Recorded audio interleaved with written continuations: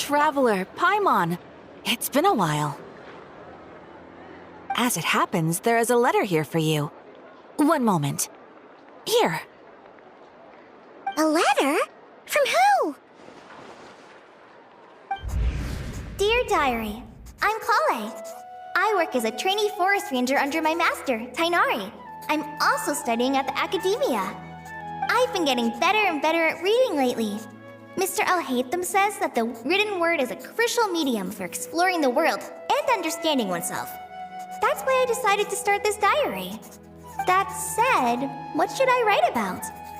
Things are pretty quiet in Sumeria these days. Life is good. Every day is a fulfilling and happy one.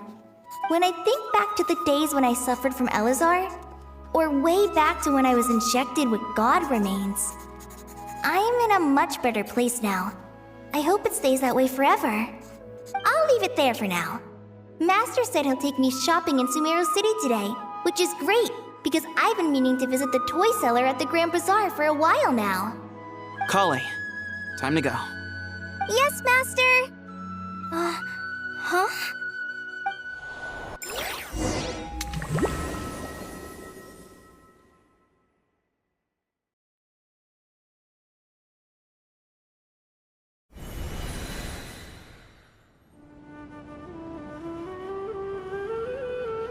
What's wrong, Kale?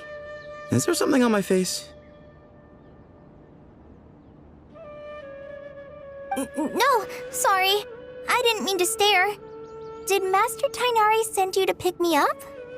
Master Tainari? What are you talking about? Tainari is the General Mahamatra.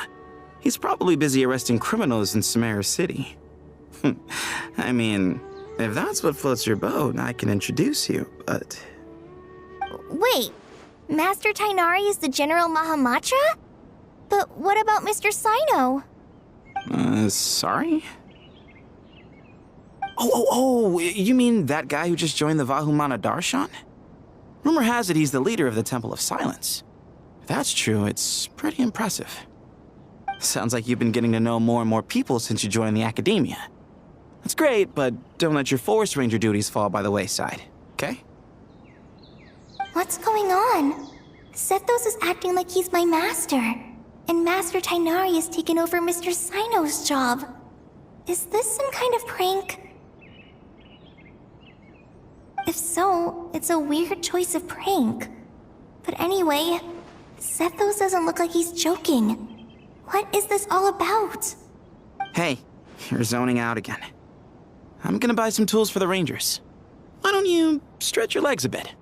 It's been a while since you last visited the city, right? Wait! He's right. It has been a while since I last visited Sumeru City. Was it always like this? I mean, it feels familiar, yet somehow... something seems different. Is this really Sumeru City?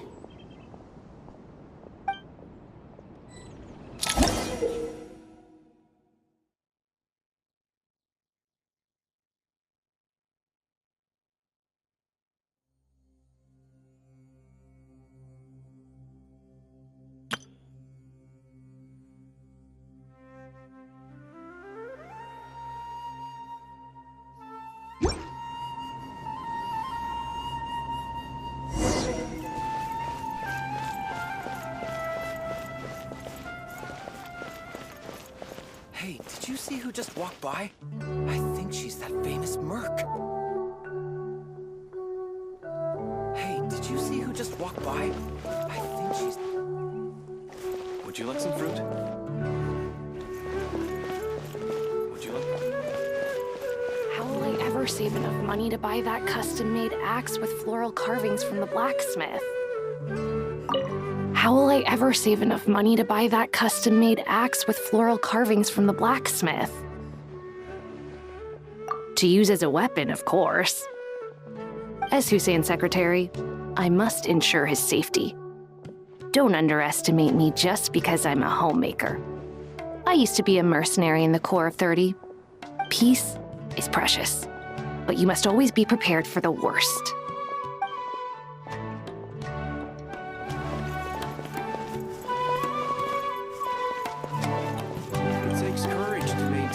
peaceful life, too.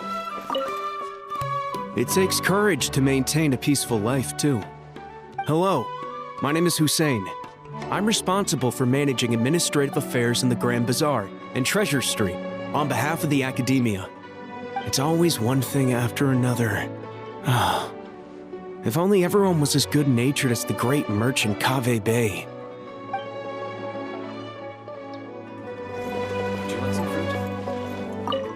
Would you like some fruit?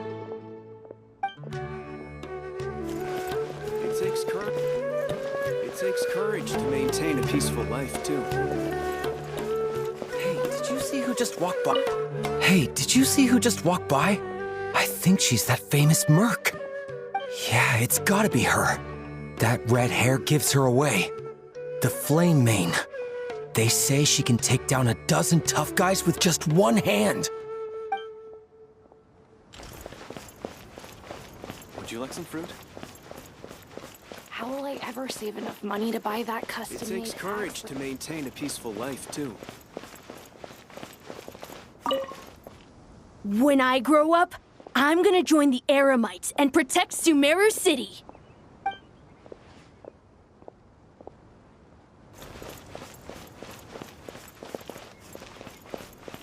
It takes courage to maintain a peaceful life, too.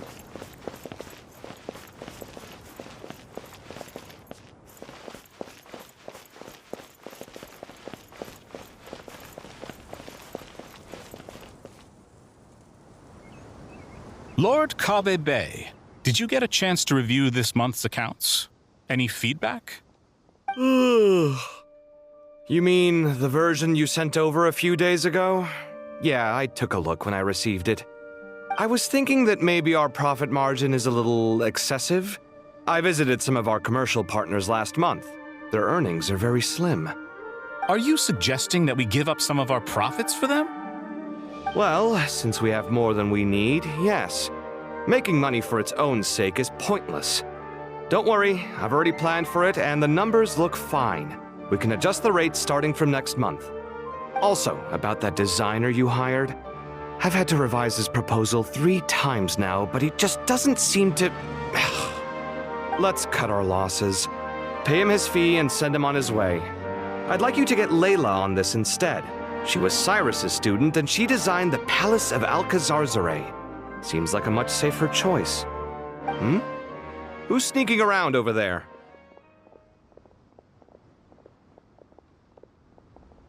Mr. Kaveh? Do you recognize this person, sir? Yes, it's all right. We've met. This is Kale, Sethos' trainee. He brought her along the last time I went for drinks with him. What brings you to the city, Kale? Is your master here too? No, this is all wrong! Why is Mr. Kaveh saying that too? Tainari is my master, not Sethos. This can't be real. I have to ask someone else. There's gotta be someone else out there who still remembers the truth. Hey, wait! Don't run off! How strange. What's gotten into her today? It's like everyone switched places. I guess I'll keep looking around.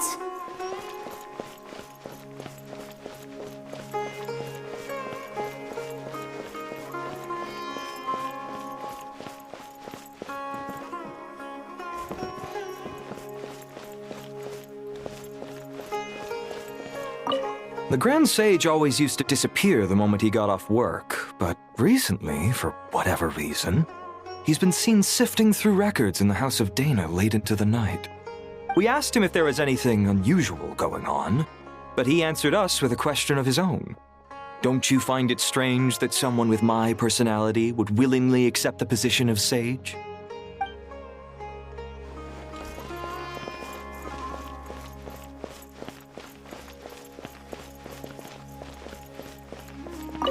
Hey, bud, can I ask you a favor? Is that alright if I borrow your thesis? Don't worry, I'm not gonna copy your work. I just need it as a reference. I guess that's okay. But if our theses end up sounding too similar, it's gonna be easy for them to spot. Yeah, trust me, plagiarism's the last thing on my mind. The only reason I ask is it's been really hard to get my hands on any reference material lately. Why don't you go ask the Grand Conservator? Candace should be able to find you what you need. She's super friendly. I'm sure she'll be happy to help. Really? I always assumed she'd be tough to negotiate with. Fair enough. I'll try my luck at the House of Dana later then.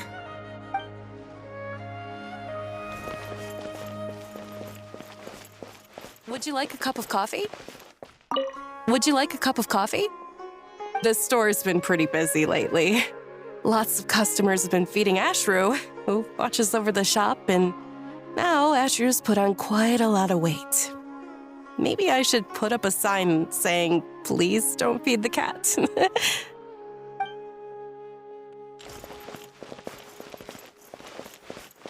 Would you like a cup of... Would you like a cup of coffee? Students are under so much pressure. Students are under so much pressure these days. Sometimes I just want to write their papers for them. Peculiar papers come to me for review every day. I really wish they were able to relax once in a while and not be constantly plagued by academic conundrums. It doesn't do a person any good to spend too long down the rabbit hole.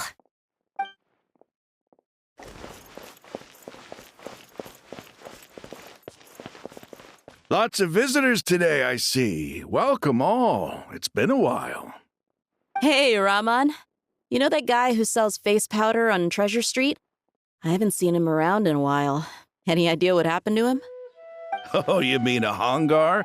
Yeah, he got into a brawl with Shavirme on Treasure Street. He's been banned from setting up shop there for now.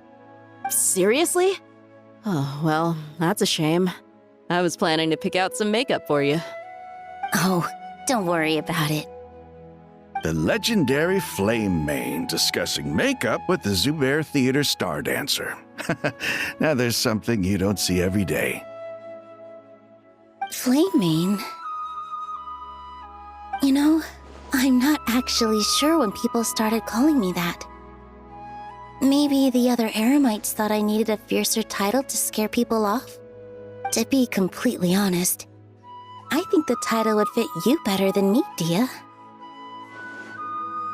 You think? Can't say I've never imagined myself as a merc.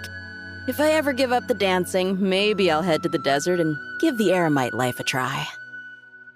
You would? Is that so strange? Oh, not at all. In fact, I've actually had similar thoughts before. If I ever get tired of sleeping out in the wild, I think I might go look for a job at the Zubair Theater. I've adored the dance of Sub-Zeros ever since the first time I saw you perform it. If the chance ever came up, I'd love to try it out on stage for myself. Really? If our manager Sataria heard you say that, she'd hold you to it. Probably grab you by the sleeve and never let you go again. Hey, when that day comes, I'll do your makeup myself. How's that sound? Sure. If the day comes, I'd be honored.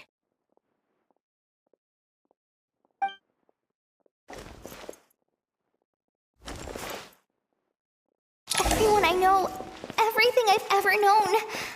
Suddenly it's all a jumbled mess. The question is, who's right? Them or me? My head feels so heavy. I can't think straight.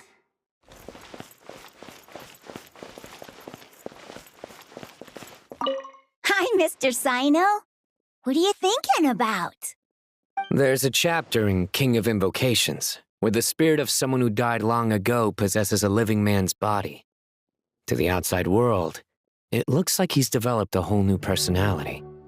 I was just thinking how terrifying that would be for his friends. Imagine waking up one day to find that a friend of yours has suddenly become a different person. Huh? So what got you thinking about that? I don't know, but something feels off. Everything looks fine on the surface, but can human perception really be trusted?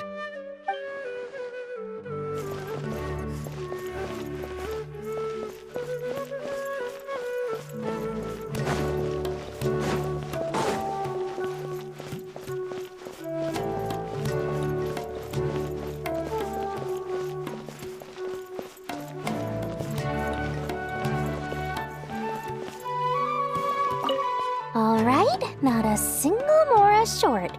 That covers you for this month's rent. What a relief. I was worried the design fees I received this month wouldn't be enough. Well, next time, don't fret.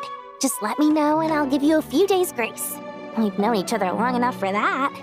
Anyway, how are you settling in? I couldn't help but notice that you're staying up late quite often. Yeah, I can't explain it. I just feel more inspired at night.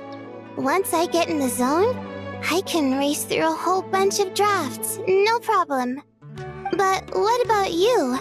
I keep hearing you sighing these days. Is everything okay? Well, it's just... Don't you think this house is a little small? I guess I should be used to it after living here for so many years. But for some reason, I've been feeling claustrophobic recently. I want to move somewhere bigger. Once I've made enough Mora, I'm gonna buy a huge new house. As big as... at least as big as the Palace of Alcazarzaray. That sounds really expensive. True. I'll never be able to afford it on a scribe's salary alone. I need to find another way.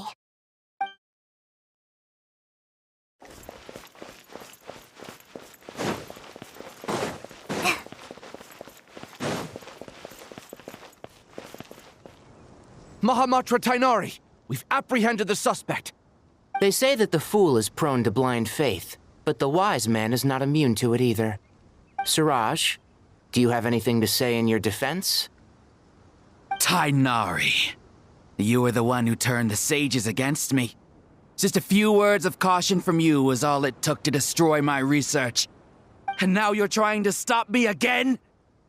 You should know that mechanical life is the future! We must cast aside our useless flesh and... That's enough. I'm not in the mood to listen to your lunacy. Anyone could tell you how amateur your work is. Karina, Ilias, put him somewhere safely out of the way. Yes, sir. Next on the agenda is... Master? What is it? Wait, did Professor Zahahati send you? She's been encouraging me to take on an apprentice. Might be getting a bit ahead of herself there, though. No, Master! It's me! Kale! Listen to me. Something really weird is going on in Sumeru City. It's like everyone's identities have switched around. You're not the General Mahamatra. You're a Forest Watcher. Just yesterday, we agreed to come to Sumeru City today to go shopping together and... All right, there's no rush. Let's back up a little. Your name is Kale, correct? Although this is our first meeting, you do seem strangely familiar somehow. Is there anything I can help you with? No.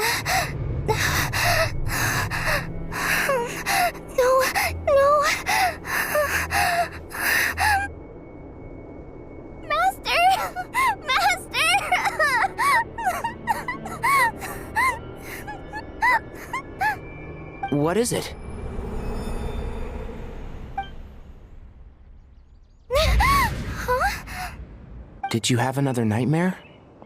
I've told you before, when you're tired, lay down on your back in bed and get some proper sleep. It's much better for you than napping on your front. Poor posture obstructs your breathing, which can lead to all sorts of weird dreams. Now, we're supposed to go shopping in Sumeru City today, remember? Cheer up. I'll take you to Hushang's. I heard he's got some new toys in stock. Go wash your face, take some deep breaths, and when you're ready, we'll head out. Okay. Thanks, Master Tainari. So it was just a dream. And yet, dreams can sometimes be a warning of things that will soon come to pass. Who said that? That dream felt unusually real, didn't it? Here's my suggestion. Since you're heading into Sumeru City anyway, you may as well tell Lesser Lord Kusanali about everything that happened. And just to be on the safe side, I think you should also inform your 2 traveler friends who once helped save Sumeru. I'd write them a letter if I were you. Time is short.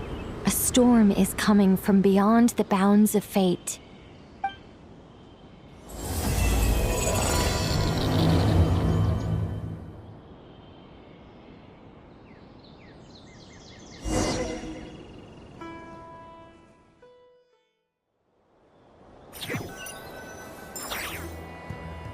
What a strange situation. No wonder Kale was in such a rush to write us a letter. Imagine waking up one day to find that everything around you has changed. You might not even recognize Paimon anymore. Oh, that's a scary thought. Let's get to Sumeru and find out what the heck is going on.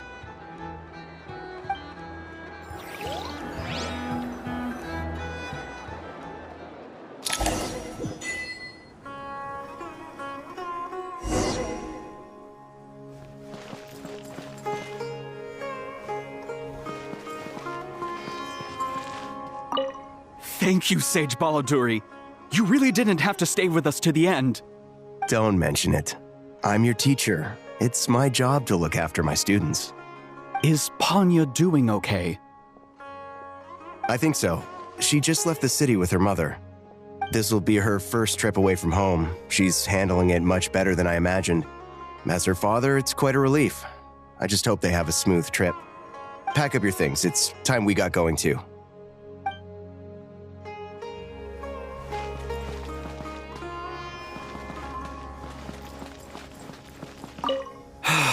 I can't believe I have to move so far away on such short notice. I made an automatic watering device so that my flowers won't wither and die while I'm away from home. Hey, do you think renovation works is the real reason they're moving us to Caravan Rebot? There's a rumor going around that Sumeru City's buildings aren't earthquake-resistant enough. Maybe that's it?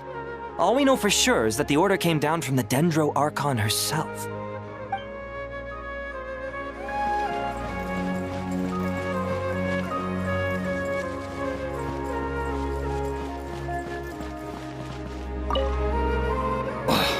As if work and family aren't enough to deal with already.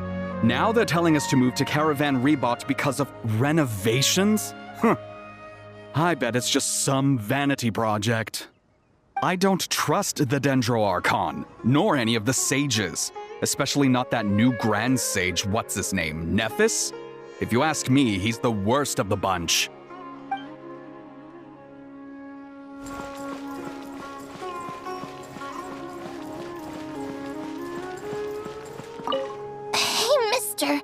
Are you a robot? Shh! Look! He's pretending to be human! He definitely doesn't want anyone to find out he's a robot. I am a robot. I was designed to infiltrate the human world undetected.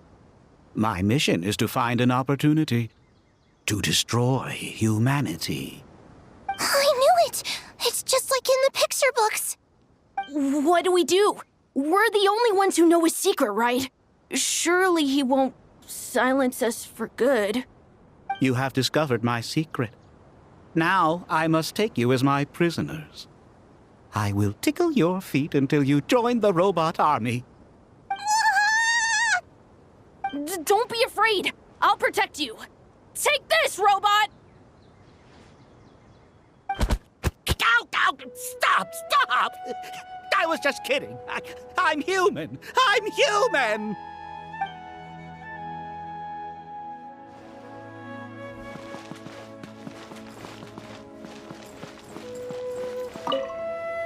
Hey, now's not a good time to visit Sumeru City. We're actually getting ready to move out ourselves.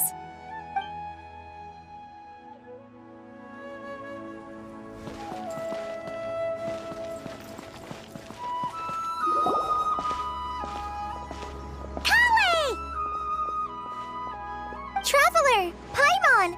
Thank goodness! I'm so glad you made it! Of course! We won't let anything happen to you, Kale. So, what's going on in Sumeru City? Looks like lots of people are moving or something. Yeah, I was just gonna say. After I wrote my letter, Master and I went to Sumeru City and told the Dendro Archon everything that I experienced, from start to finish. She was silent at first. It seemed like she was deep in thought. Then the next day, we got told that she was ordering everyone to leave Sumeru City immediately and move to Caravan Rebot. The entire population of the city has to move? Not just Sumeru City. The evacuation also includes Lokapala Jungle, Avidia Forest, Ashavan Realm, and Ardravi Valley. Basically, everyone living in the rainforest must temporarily relocate to Caravan Rebot. Holy smokes! That's crazy! Yes, it's quite an operation. Even if people only bring the bare essentials, the scale is simply enormous. They've requisitioned almost all the Sumpter Beasts in Sumeru for the task, including the entirety of Dori's Sumpter Beast Park.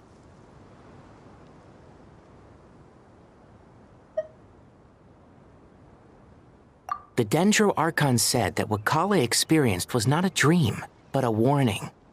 After our meeting, she immediately summoned the 6 sages to analyze the situation and discuss countermeasures. They concluded that the events seen in the dream are very likely to become a reality, and that an unknown danger is rapidly approaching.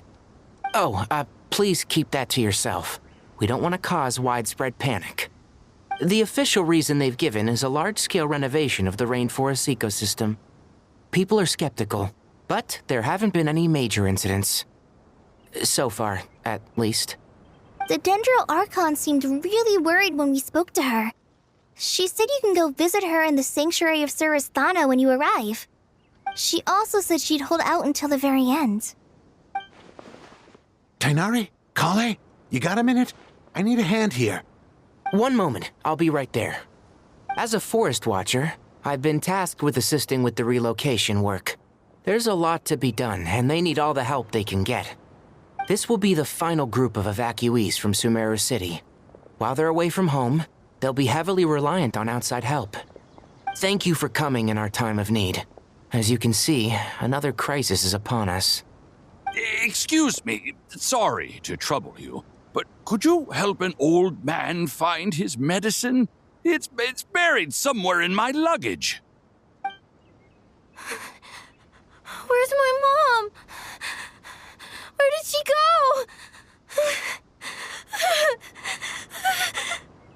go? Don't worry, it'll be okay. Those items are worth a small fortune. Make sure you store them somewhere safe. You understand? I bet you thought you'd get away with this in the chaos, huh? Guess again. No petty thief gets past me.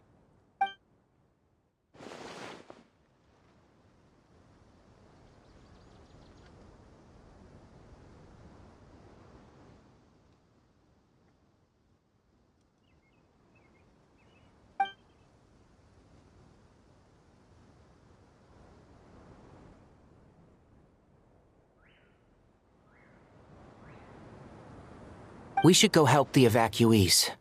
See you around. I'm so glad that you believed me and came all this way to help. It means a lot. Please stay safe. Don't worry. We may not know exactly what's going on yet, but as long as we stick together, we'll find a way through this. Goodbye! Look after yourselves! Will do. See ya!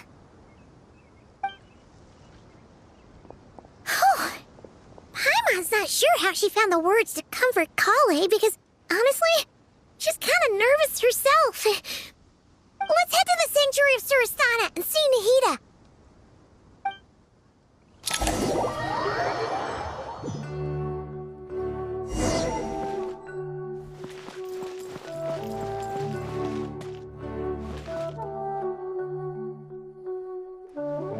Who goes there? No unauthorized access to this place.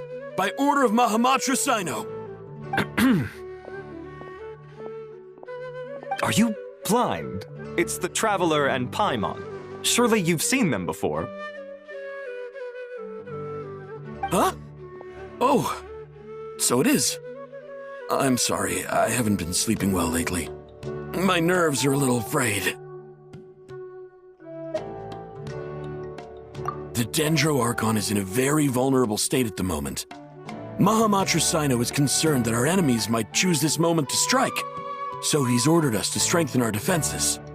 Just seeing you two again already puts our minds at ease. Please, enter. I'm sure everyone's expecting you.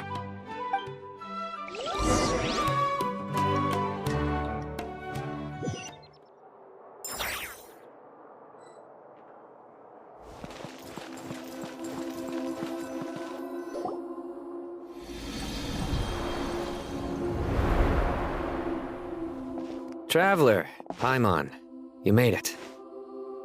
Aha! Perfect timing. Reliable helpers like you are just what we need right now. Oh, it's good to see everyone again.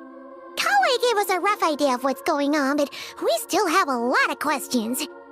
What kind of danger is Sumeru City in exactly? And how come everyone has to move to Caravan Rebot? At this stage, we can't be certain. We're investigating, but no definitive answers yet. I take it that Kale told you about her strange dream? Yeah. Apparently, everyone in Sumeru City was acting super weird. Even you guys. It was like you'd all switched places. That's right. Kale and Tainari reported the situation to the Dendro Archon. She believes that it wasn't merely a dream, and that whatever it was has something to do with Irminsul. It's a reasonable inference. Only through Irminsul can people's memory and cognition be so significantly modified in such a short time. We don't know why Kale would dream of these things, nor who was trying to warn her. The Dendro Archon decided to connect to Irminsul to investigate more thoroughly. Irminsul is connected directly to the ley lines. The tree serves as a central hub where the ley lines converge, and its core function is to record and store the world's knowledge and memories. But something has gone awry, severely compromising the performance of this core function. Information is bottlenecking inside Irminsul, hampering the ley line's flow. If this continues, new information will languish unrecorded, with existing records thrown into disarray. In short, the souls of the dead will be stranded, while the living have their sense of reality warped. In the long run, Kale's dream could well become a reality. And that's just the beginning. There's no telling what other nightmares could end up coming true.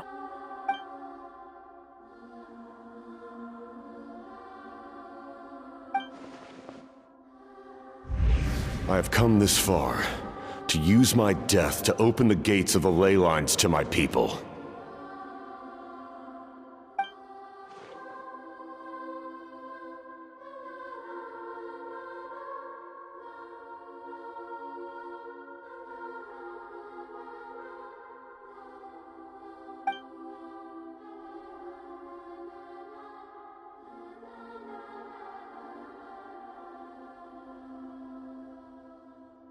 Faced with a growing backlog of information, the Dendro Archon decided to connect herself directly to Irminsul and take over the recording and processing function herself. But it is an almost impossible task. Individual brains aren't equipped to deal with the sheer volume of knowledge and memories involved. All that information flooding in at once would instantly fry any human mind. And for a god, even for a god, the suffering must be unimaginable. The Dendro Archon's power originates from Irminsul.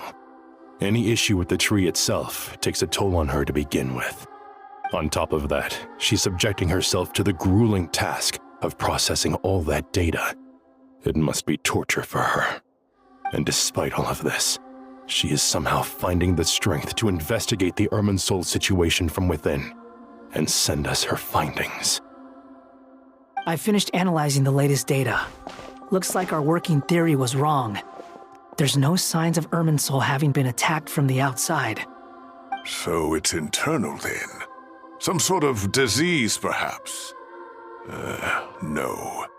I've spent half my life studying the ley lines. If Irminsul malfunctioned this easily, the world would have met its end long ago.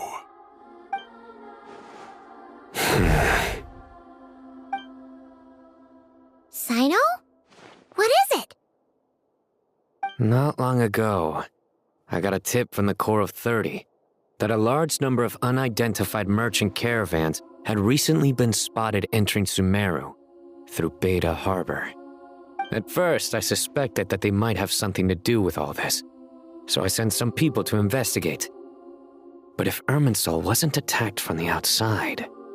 Don't you think there are more important things to worry about right now than guessing who's behind all this? It's been over 12 hours with no new intel.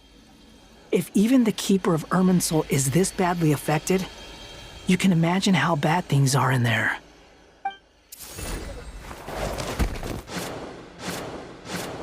Dendro Archon.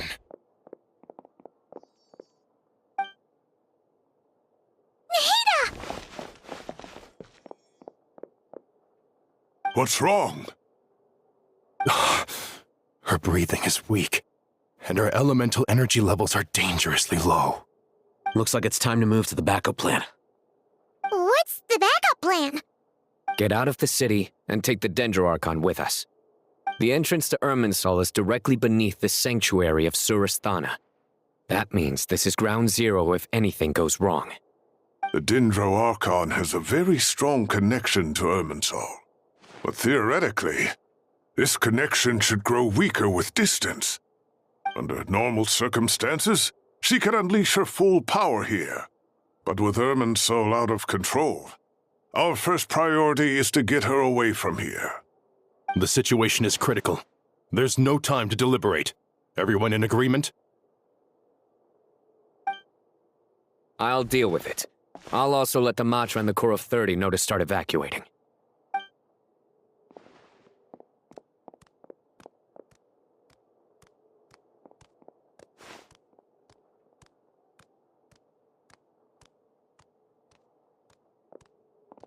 Let's go.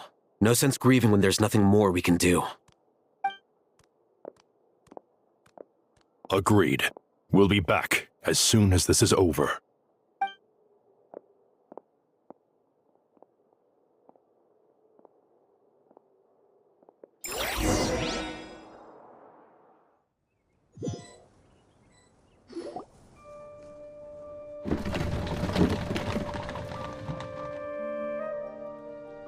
The last group of civilians has been safely evacuated.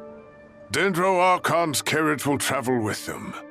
Sino and Hat Guy will protect the convoy.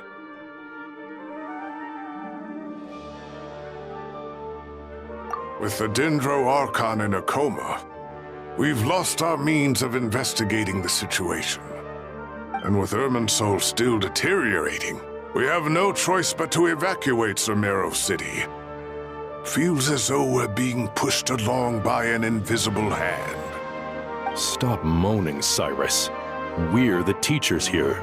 We should be showing a little more confidence, don't you think? A wise judgment. Let's move out to Caravan Rebot.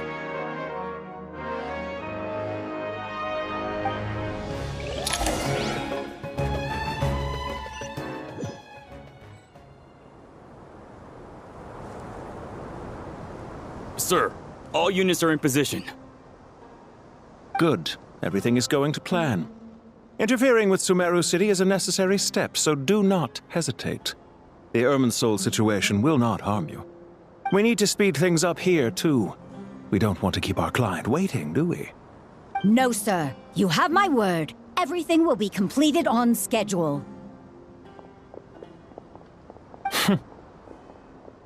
They say that fervent ambition attracts the favor of the gods, and with it, a vision. But we appear to be the exception. So, is our ambition not strong enough? Or does it threaten the very foundations of this world?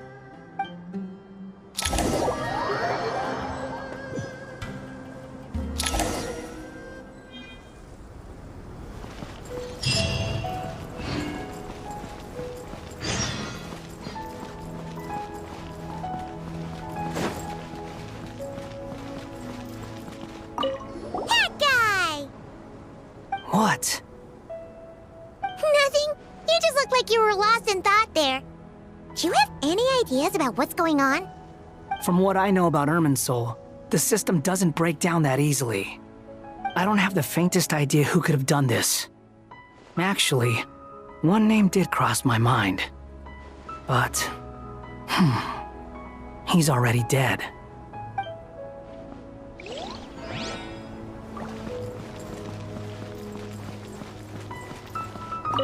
So, can I assume that this period of time away won't count as part of the rental period? Maybe we should deduct it from next month's payment. Sure. Great! Wait, why are you suddenly being so reasonable? What's the catch? I'm always reasonable with rental payments. Like the time I refused to let you use that wine you brought home as collateral. That was a perfectly fair request, and you know it! Everyone runs low on funds now and then, don't they? And that bottle of wine wasn't cheap. You ought to be thanking me. Anyway, Sumeru City should be empty by now, right? With no one at home, I've been worried about security. I'm worried about burglars. What would they steal? That new scroll you bought? Ah! I'd almost forgotten about that. Oh, I only went and hung it up in the most conspicuous spot in the house. If anyone breaks in, it'll be the first thing they see. Well, no one but you gave it a second look while it was on display in the shop. I doubt anyone would go out of their way to steal it. You say that? But what if there's a thief out there who shares my aesthetic tastes? Then you can only hope he shares your taste in expensive wine as well. Always worth having some collateral. You!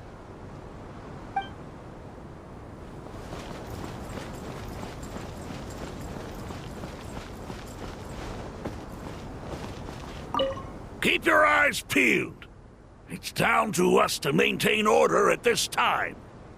This is a direct command from the Mahamata. Everyone stay vigilant. We cannot allow bad actors to take advantage of the chaos.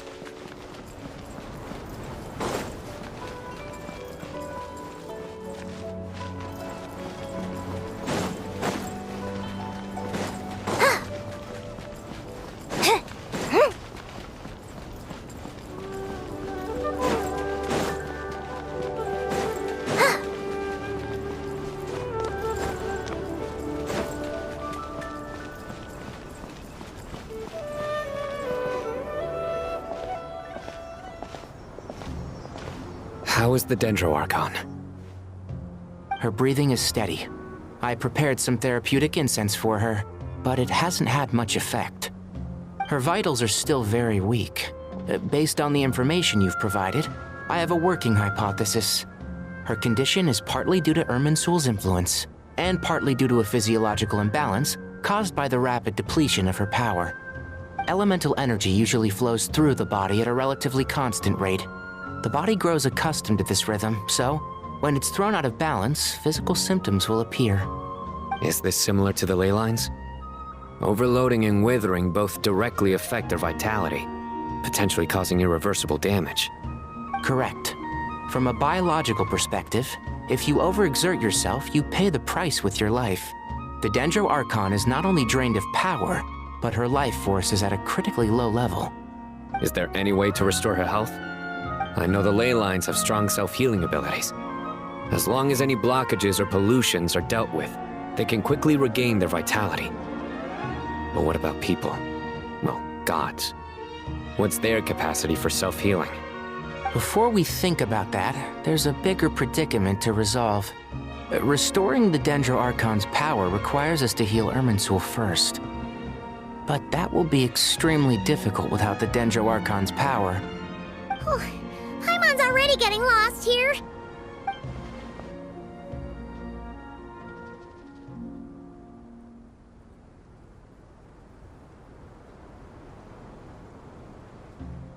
Master Tighnari and Cyno look so serious. I've not heard Master speak in this tone for a long time. Tighnari.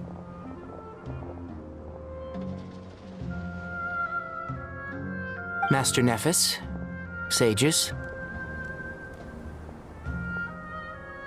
Tighnari, haven't seen you in ages. Have you gotten taller? Or did your ears get longer? Hopefully the former, Uncle Baladuri. Cyno, where's Professor Cyrus? I thought he'd be with you. He went out into the wild to investigate the situation. He said that the Irminsul anomaly will likely start to affect the real world soon. He shouldn't be trotting around alone at his age. Which way did he go? I'll look for him later. Would someone mind introducing us? Ah yes, of course. Allow me to do the honors. I'm sure we're all familiar with the Traveler and Paimon. They're the heroes who helped foil Azar's conspiracy and save Sumeru. These gentlemen and I are the 6 current sages of the Academia.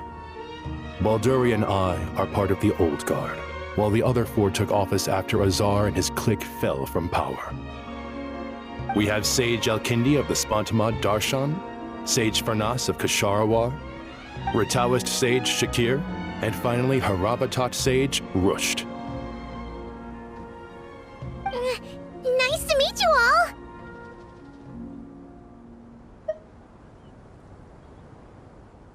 I've heard much about you. Delighted to finally meet you in person. You're younger than I imagined for someone with the power to stand up to fate itself. Thank you for lending your aid to Sumeru once more. Once we're on the other side of this, could we get a photo together? My daughter has a friend named Isak. He's always talking about you two. Of course! No true hero would deny a child their wish. Back to business. So with the Dendro Archon currently in a coma, the people have taken temporary refuge at Caravan Rebot, but they cannot stay here forever. We need to come up with a plan as soon as possible. Farnas, any thoughts? Well, firstly, having reviewed the data, I'm inclined to agree with your assessment. This doesn't look like an attack on Irminsul from the outside. Rather, it resembles a malfunctioning machine. Calculations going haywire and sparks flying. That being said, before we consider how to fix it, we need to understand precisely what has gone wrong. Furthermore, we somehow need to ascertain this without relying on the Dendro Archon's power. We have no direct access to Irminsul. However, we might be able to gather the information we need from the ley lines. Study the branches to learn about the trunk, in other words. Wait, is that what Cyrus is up to? No wonder he ran off to research in the wild. Curse, always one step ahead of me, isn't he? I heard that while in the sanctuary of Surasthana, the Dendro Archon had to serve as the central information hub herself. This is a clear sign the situation within Irminsul might be far worse than we can imagine. Irminsul is vital not just to the safety of Sumeru, but to all of Teyvat. We must be the ones to bear responsibility for this world. To be on the safe side, I think we need to consider some backup plans.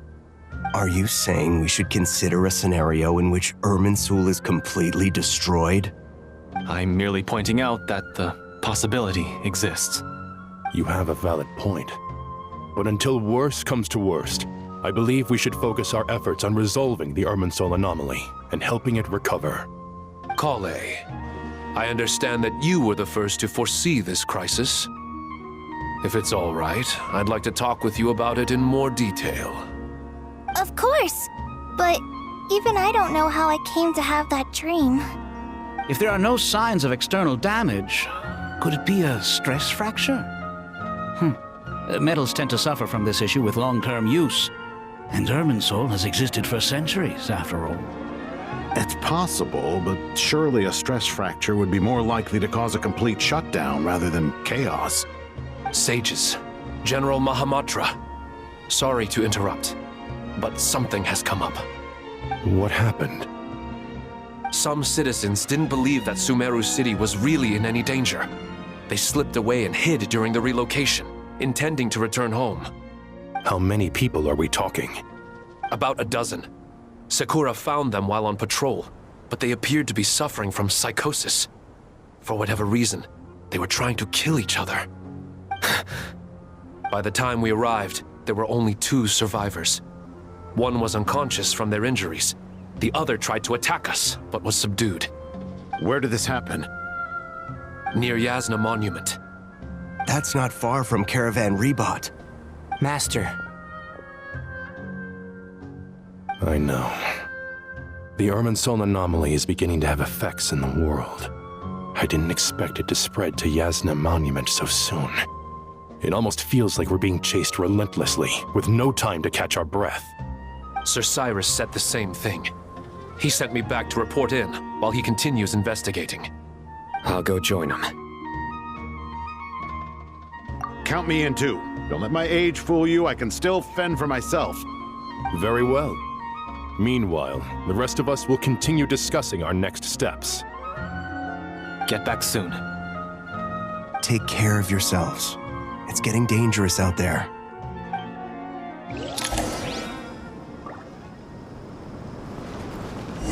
I thought we'd be safer once we got to Caravan Rebot. If the Irminsul anomaly's sphere of influence continues to expand, our only option will be to move into the desert. To Aru Village? We should check if they can accommodate so many people. Essential supplies will also become an issue. We were only able to relocate here so quickly because Caravan Rebot is well stocked. If we move to the desert, we'll need to carefully calculate how much food and water to bring.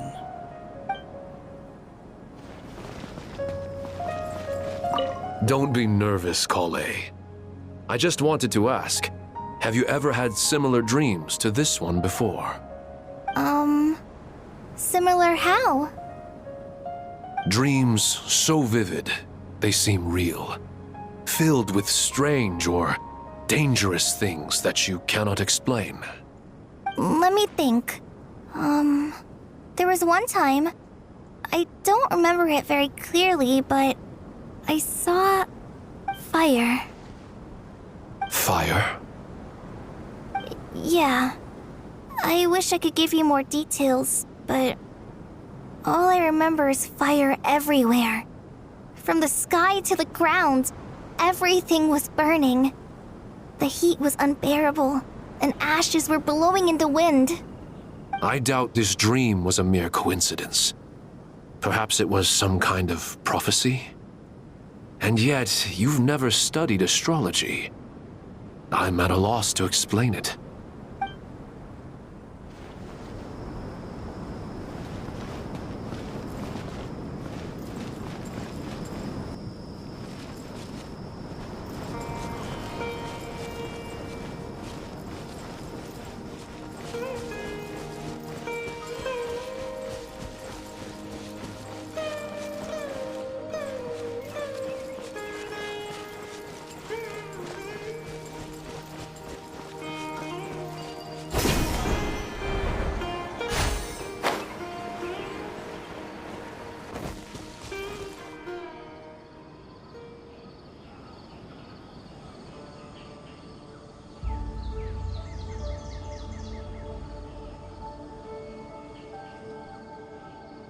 Please, don't go any further.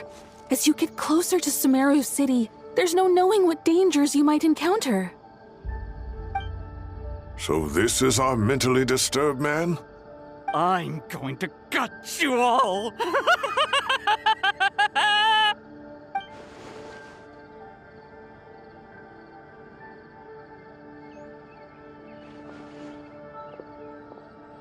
Cyrus, you didn't even bring a single guard? Do you think you're some sort of warrior? It's fine. Come here and look at this. Oh, it's... That's right. Flowers that bloom from openings in the ley lines, indicating some sort of anomaly. I don't believe I've ever seen a color like this before. Did you discover it nearby? Not just here. Way over there, too. They're everywhere. There's even more in that direction. How did you ascertain the situation further ahead? Didn't you just say that we can't go beyond this point? Yes. This area is relatively safe so far, but if you continue forward, delusions will start afflicting your mind. However, some vision-bearing mercenaries were able to maintain their sanity a little better. They're the ones who brought back news from further afield. Sino, do you remember the class I taught on dissecting ley line blossoms? I do, Professor. I received full marks in that course. Good. After all these years, it's time to put that knowledge into practice. There must be anomalous information hidden within these blossoms. Alkindi, I'll need your help as well. Been a while since we worked on a project together, hasn't it? Sure has. Well, what are we waiting for? Let's get to work. Anything we can do to help?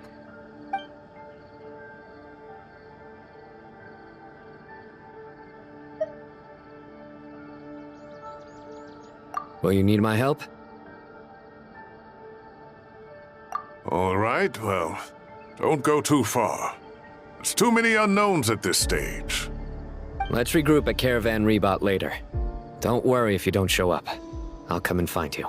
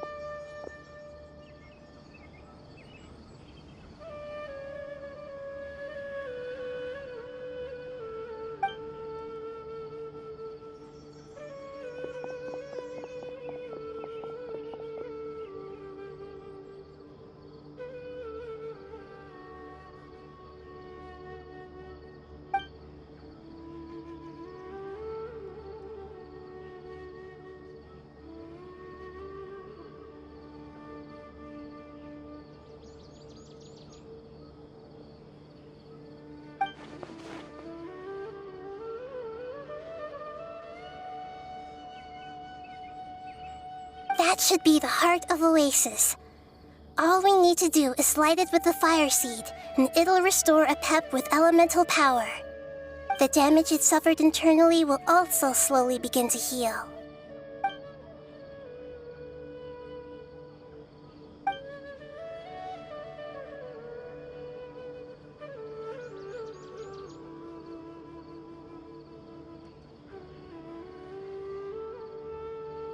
What is it? You thought of something? Really? Then let's get back and tell the others!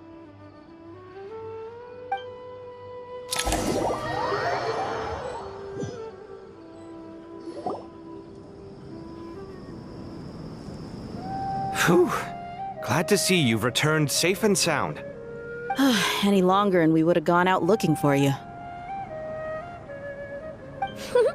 Well, this is a nice surprise. I'm unsure it feels better with everyone we know here. We've made some progress, so let's start by giving you and Paimon a quick update.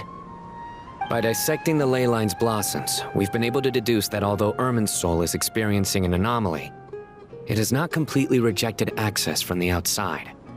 The Dendro Archon has the power to connect to Irminsul, but there's also another way. I assume you recall the devices everyone was wearing when you first arrived in Sumeru? Devices? Wait, you mean... The Akasha terminals? That's right. Of course! It's been so long, Paimon almost forgot all about the Akasha. Wasn't it shut down, though? Yes, but although the system isn't currently operational, the technological infrastructure is all still there. And it turns out that a certain someone gets so bored at work that he's actually read through every single one of the instruction manuals. No prizes for guessing who that was. If praising others is that embarrassing for you, you can simply spare yourself the ordeal. As much as it pains me to say anything nice about him, there's no denying his intelligence. He rarely forgets anything he's read. The Akasha is exactly what Sumeru needs at this moment. Between us, we should have all the knowledge and expertise we need to get it up and running again. But if I recall correctly, doesn't the Akasha need a Gnosis to function? That's exactly right. The Akasha relies on the Gnosis as a power source, and in its absence, we'll need to find an alternative. To tackle this problem, it looks like we'll be relocating once again. Mainly to the Temple of Silence. Ring any bells? It's the only major institution in Sumeru dedicated to preserving the knowledge of King Deshret's civilization. You might find the answers you're looking for hiding there. I agree. There's a good chance. Master Nephis and the other sages have discussed it. As the chaos from Irminsul continues to spread, Caravan Rebot won't be a safe haven for much longer. We have to move into the desert next. The scholars and sages will head to the Temple of Silence, while the civilian population seeks refuge in Aru Village. The Eremites will keep everyone safe during the journey, and Candace will be there to receive us at the village. This leaves us just one thing to worry about. That Dendro Archon. She's very weak. We can't afford to wait until Irminsul is fixed. There has to be another way to help her. Huh, wow. Luckily, the Traveler had a eureka moment while we were out investigating. Really? Wow, nice one, Traveler. Let's hear it. What say our Amorta experts? Theoretically, it's feasible. From what you're saying, although elemental life and elemental energy have their differences, the Dendro Archon has explicitly stated that she can imitate the power of the former. In which case, as long as Apep is willing, she should be able to convert her own power into a form that the Archon can use. It wouldn't be difficult for her at all. The only problem is convincing her to help.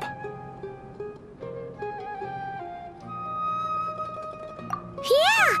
Even though she wasn't exactly friendly the last time we met, she didn't refuse to talk with us. When she realizes the danger that Nahida is in, surely she won't turn a blind eye to it.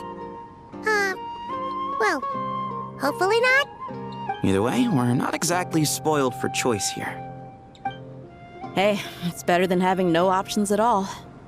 I agree. Without Irminsul's aid, the legendary Dendro Dragon Apep may well be the only living thing in Sumeru who can help our Archon recover her power. There's no time to lose. I'll bring this proposal to Master right away. If he and the other sages agree, we'll split into 3 teams. The academics will go to the Temple of Silence to look for a solution to the Akasha problem. The Eremites will escort the civilians safely to Aru Village, and the Traveler and Paimon will take the Dendro Archon to see Apep. There's still a long road ahead, and no knowing if we'll make it. But at least we have a direction now. I'll take it over floundering around in confusion. If there are no objections, then let's proceed. But before we adjourn, I would like to leave you all with some parting words. No matter the distance between us, there will always be an invisible force tying us together.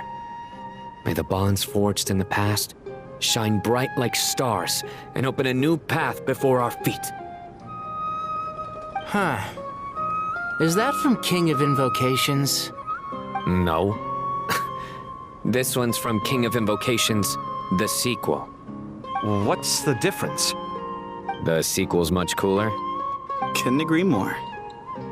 Well, it was very apropos. Once this is all over, I'll give everyone a copy of King of Invocations and the sequel to show my gratitude. Come on, let's let's get moving.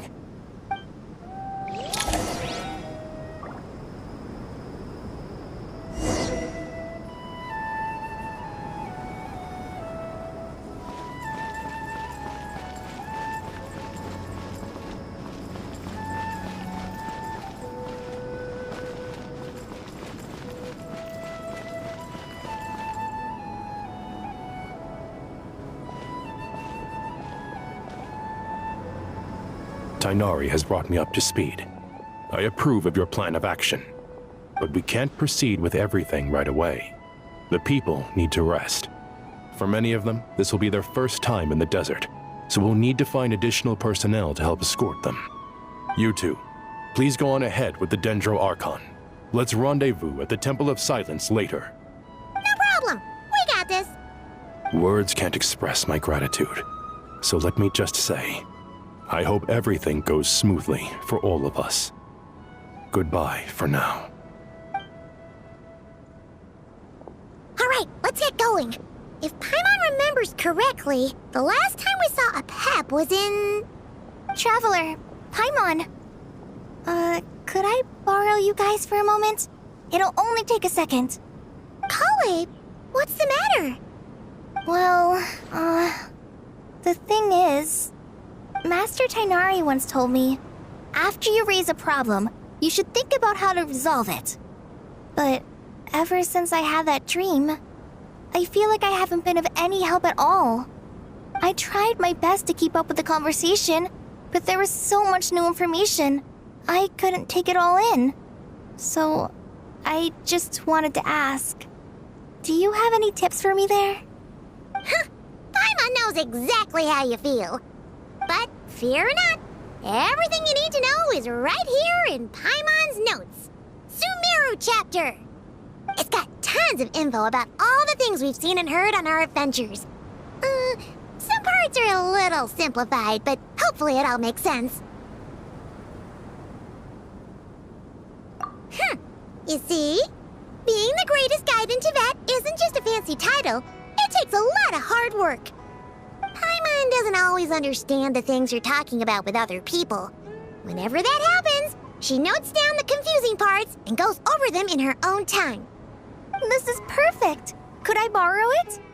Sure. Matter of fact, you can keep it if you want. Paimon has another copy.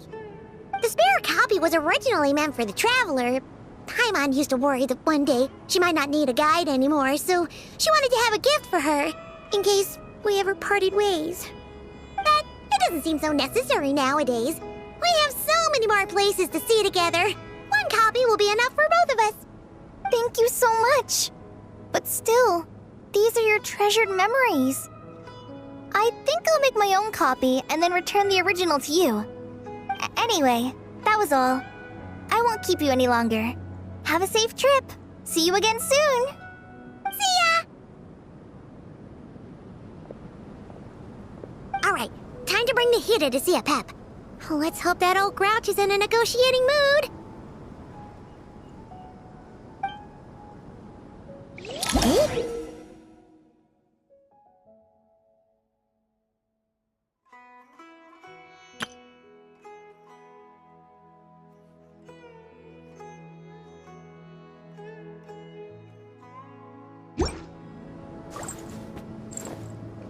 Actually, never mind. In a Pap size, Nervalet's probably one of those dragons who has grown too close to humankind. They might end up fighting for all we know.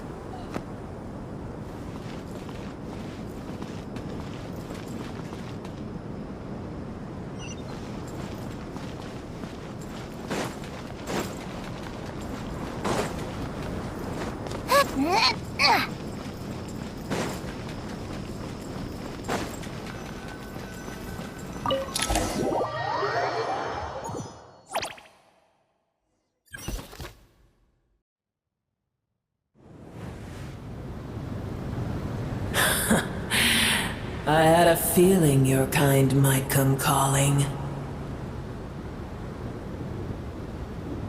The ley lines are in disarray. Something has gone wrong with Irminsul, yes.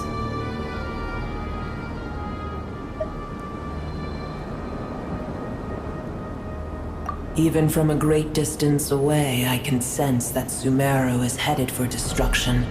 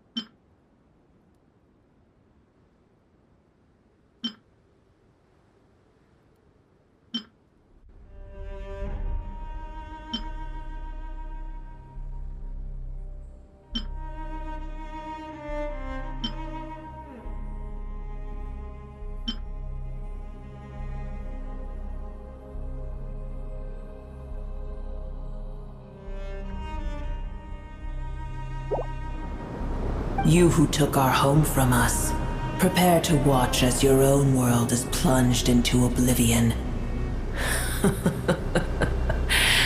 Oh, how the cycle of history comes to a poetic conclusion. This isn't a joke, Pep! Nahida's in grave danger! Can you please help her? Is she now? Then do explain. For what reason should I lend Boer my assistance?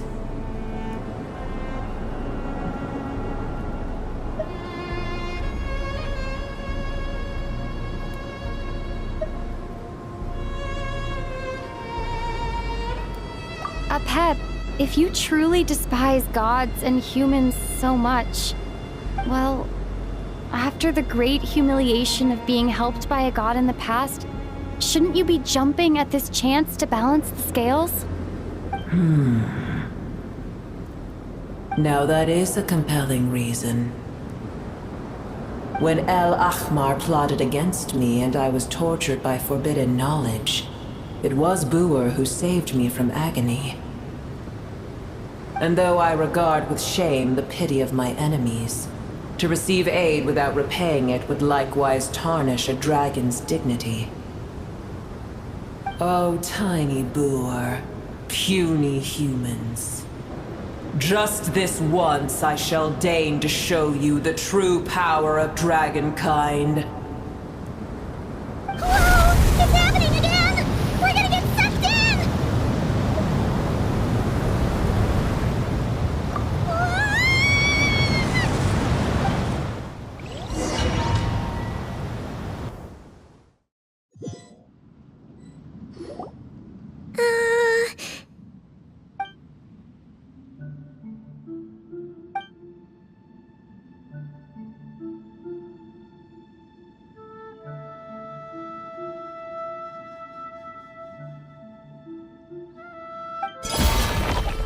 It is done. The heart of Oasis is supplying her with life force as we speak. It shall not be long before she recovers. But I should warn you. Boer's existence is closely intertwined with Irminsul. Unless the issues plaguing it are resolved, she will never completely recover her former strength. Thank you. Spare me your words of gratitude.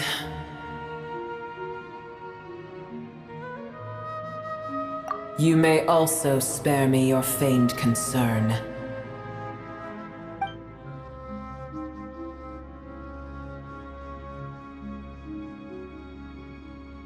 A dragon's sovereign's power is far greater than you can imagine.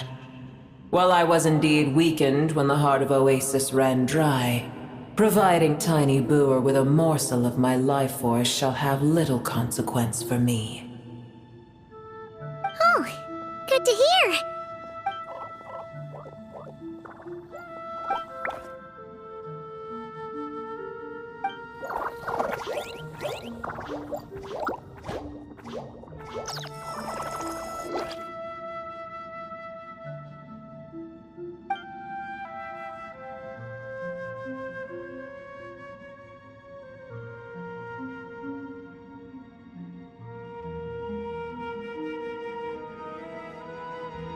Ever held in high favor, I see.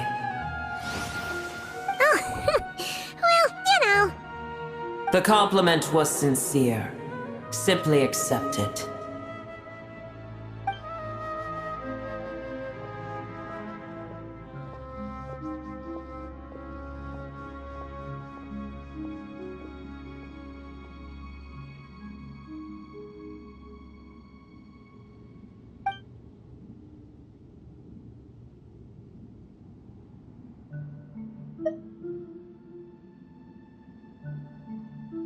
I did once. That tree was not planted by the heavenly principles. Irminsul existed before they ever arrived in Tevat. What? There was a time when it belonged to Tevat, to dragonkind. Its appearance and function then differed greatly from today. The ley lines flowed with an abundance of a familiar, primitive form of elemental energy. You may know it as the power of the Light Realm. The heavenly principles usurped and refashioned Irminsul, made it serve humanity, and used it to anchor the fate of the world. Yet in the end, humanity has failed to protect it. Heavenly principles, God of gods. It makes me sick. The enmity between your kind and mine can never be bridged.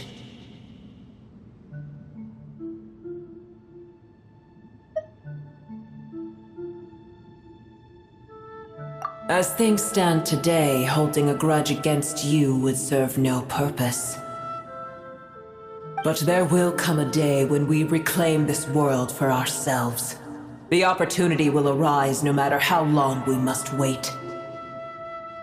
I can already sense that far away from here, the Hydro Dragon has wrested his authority from the hands of the usurpers. Though we have yet to meet, I know that we are both preparing for our revenge day and night. Uh-huh.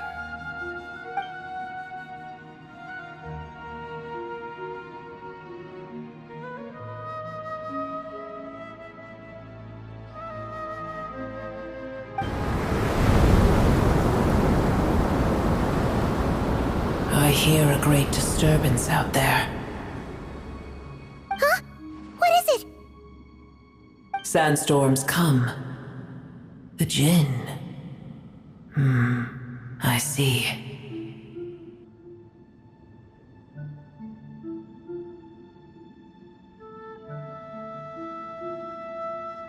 Another calamity approaches. You both seem restless. Let us part ways here. Booer is safe with me.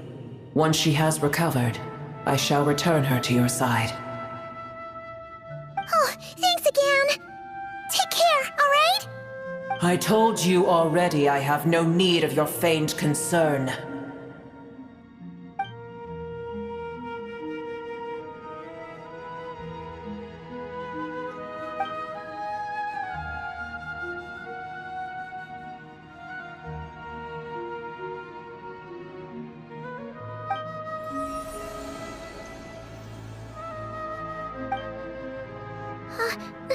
Nahida? You're awake! Are you okay? Cease your interrogation. Yes, she awoke for a brief moment, but she has now lost consciousness again. Take it. We shall talk more at another time.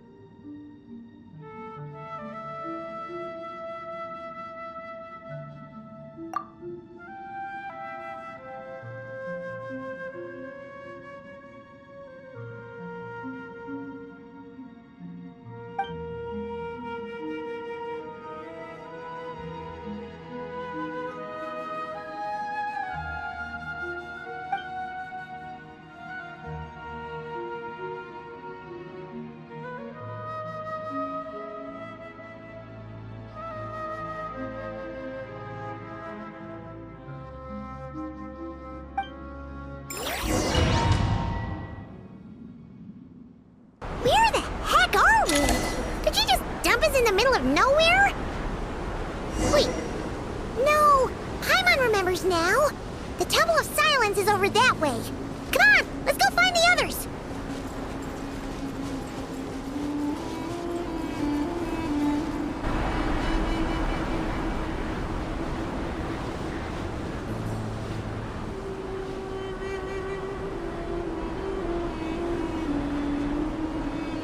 There's no need for everyone to stay here. I'll protect the sages. The rest of you, return to Aru village. Yes, Mahamatra Sino.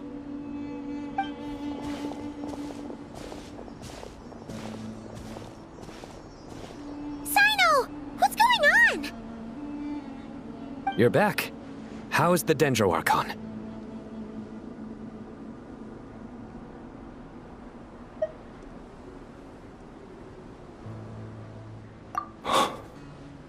What a relief.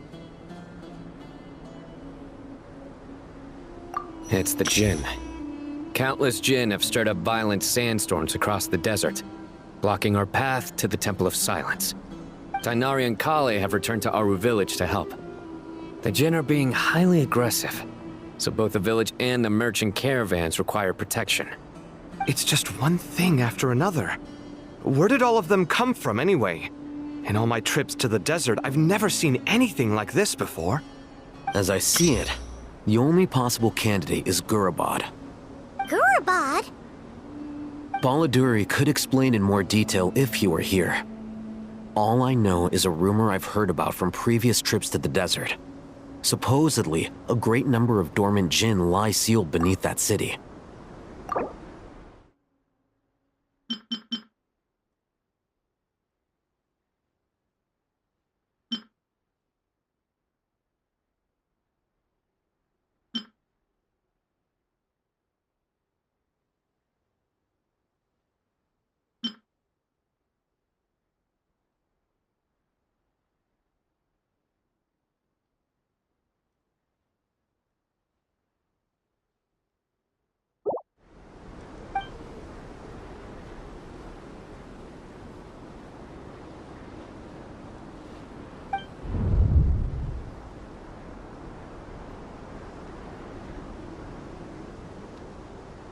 Gurabad is, for me, a fated land. I must therefore return back to this city, where my destiny awaits me still. My master, I am sorry that I couldn't stay by your side for long, and that I could not have more time to get familiar with you. Lilipar.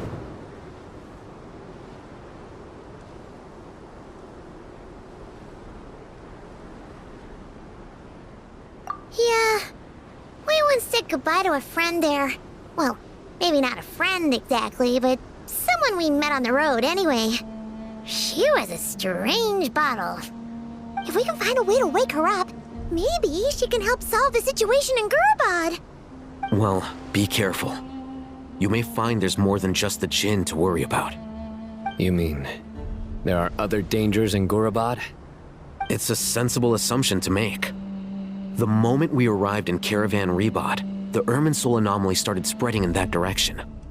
Now we've moved to the desert, and suddenly we're plagued by Jinn and sandstorms.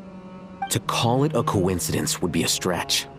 Don't worry, we've gotten a lot stronger since our last stint in Sumeru.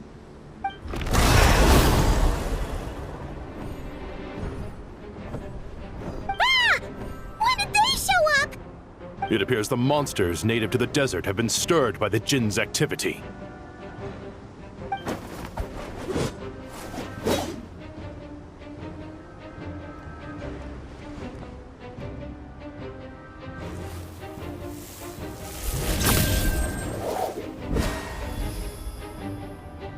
You should get going. We'll take care of things here.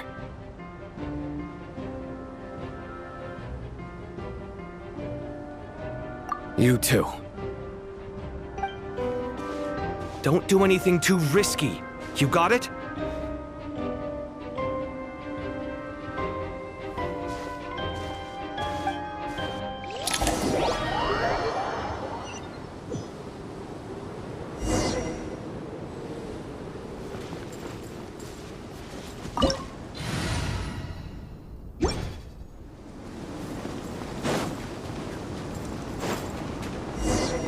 The Jinn are swarming out of Gurabad!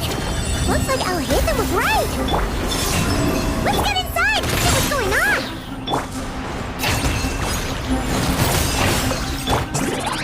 Be cleansed.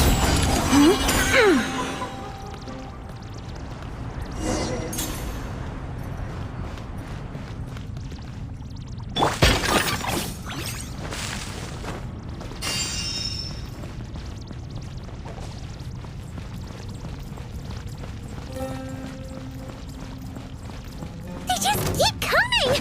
How many of these things are there? We'll never take them all out! Let's just head further inside for now!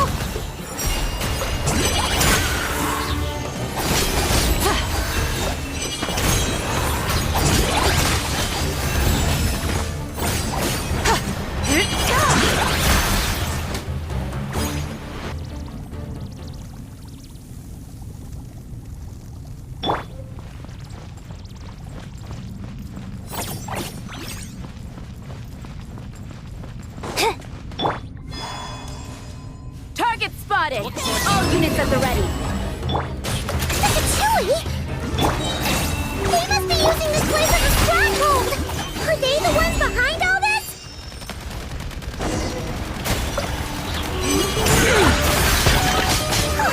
Fighting Jinn with one hand and Fatui with the other? This is pure chaos!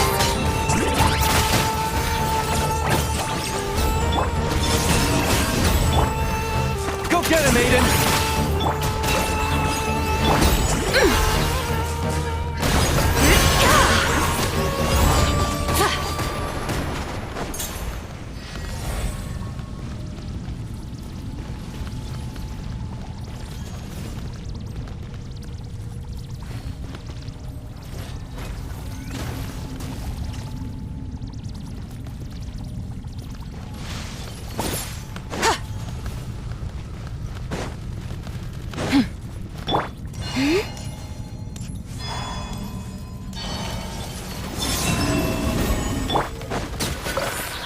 Oh, the light shines bright. We'll make short work of you.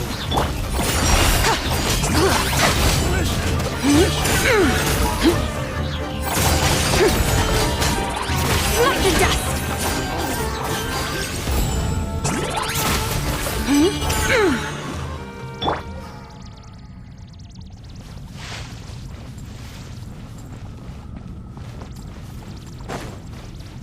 Yes.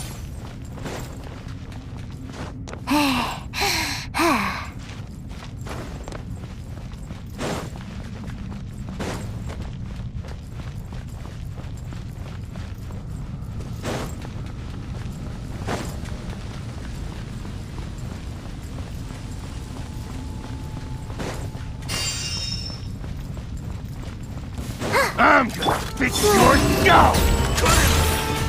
Go, Lumi! Without further ado,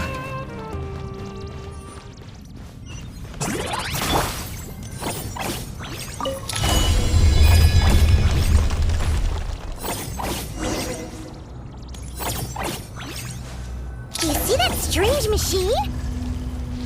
Paimon has a sneaking suspicion that that's the thing wrecking Gurabad and setting all those dangerous Jinn free! The target has reached the core zone. Requesting backup. Repeat, requesting backup. Backup en route! Stop her at all costs!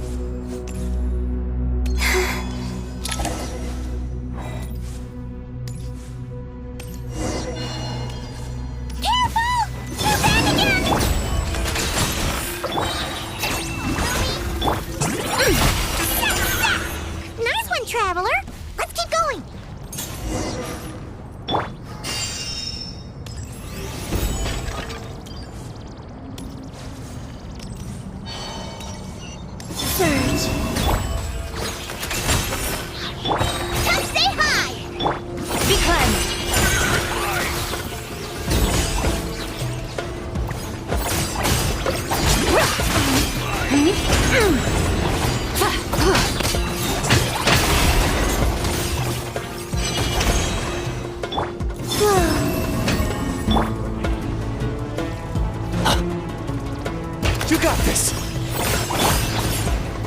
Go, Lumi!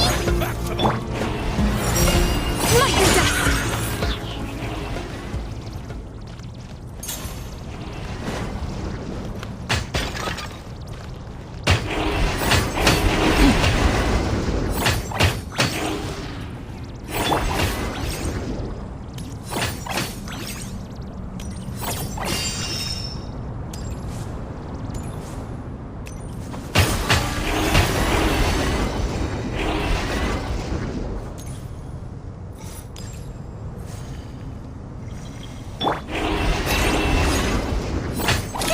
Jin's gone kaput! Now we can finally... It seems my subordinates failed to stop you in your tracks. Apologies, sir. There is no need to apologize. You did well to hold your ground against such a powerful adversary for as long as you did. I must commend your courage and perseverance. So, you're in charge here, huh? First the problems with Irminsul, now this mess in Gurabad? Are you the ones responsible for all this? I'm afraid I cannot answer that. I assume you aren't naive enough to expect answers from an enemy. Oh, this guy is so snooty! However you want to spin it, you're clearly involved in this somehow. So you can either start talking, or we'll have to make you talk. Let's get him! Traveler, what's wrong?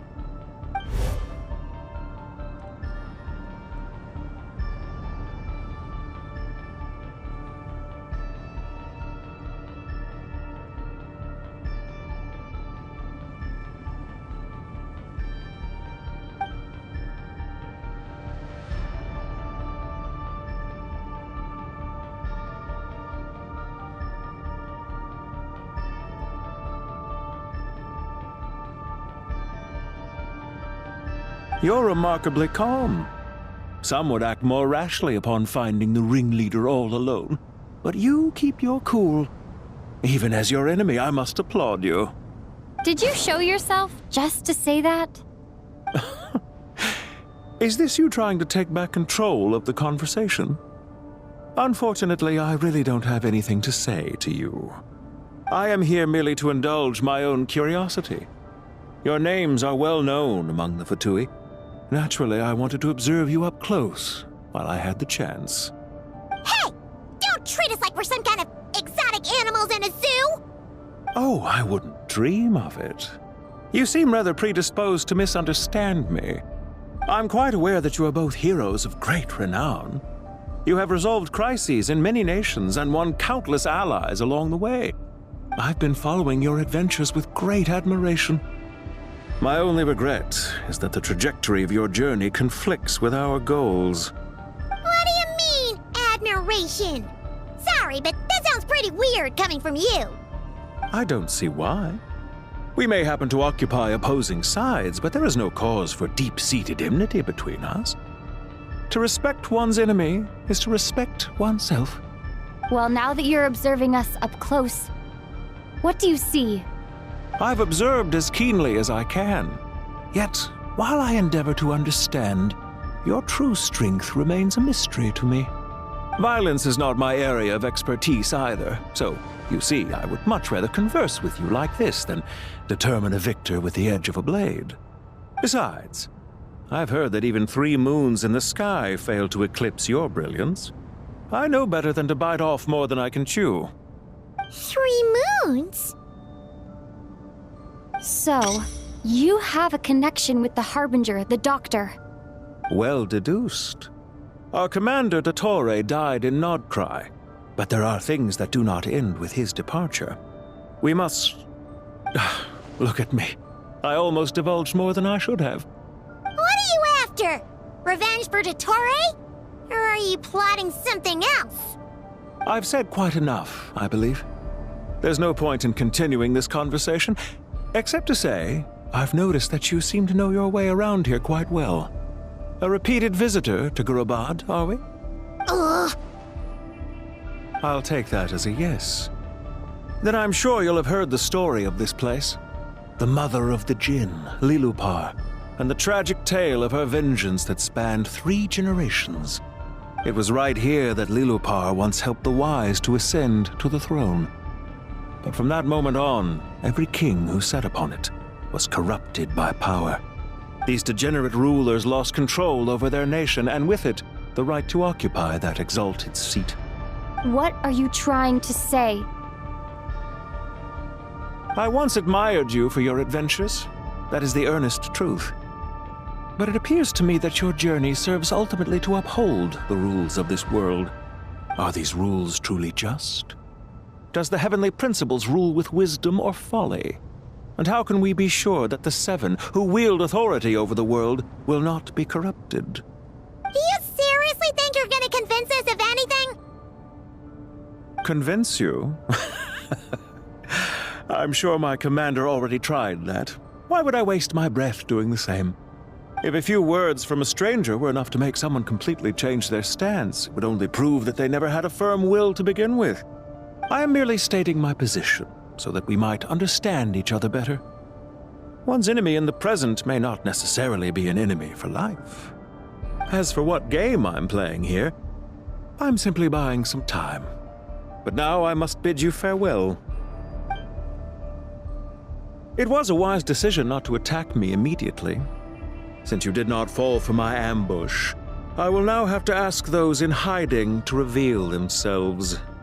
Leave this to us, sir. Very well. I trust you to do what is necessary. Stall her while I execute the next step of the plan. Sumeru City, Irminsul. Hey! Stop right there! Don't you dare leave without explaining yourself! All units, stop them! Protect the commander! Did you hear that? He mentioned Sumeru City and Irminsul! He definitely knows something! We can't let him get away! Get rid of these pesky soldiers, quick! Rear guard to the front! Don't let them through! Get that thing in position! Hold on! Just a little longer! We finally beat them! That mysterious guy can't have gotten far! Let's catch up with him!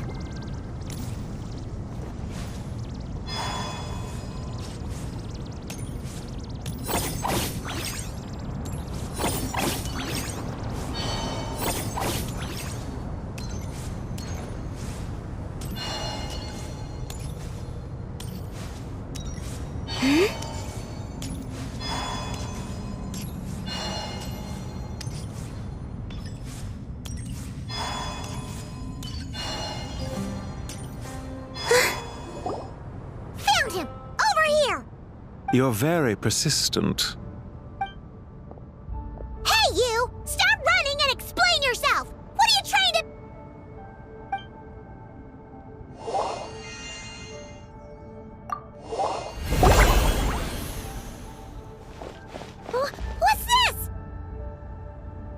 Relax. A small trap like this won't be enough to hold you. The sandstorms from Gurabad will die down soon enough, but this small window of time was all we needed to launch the next phase of our plan.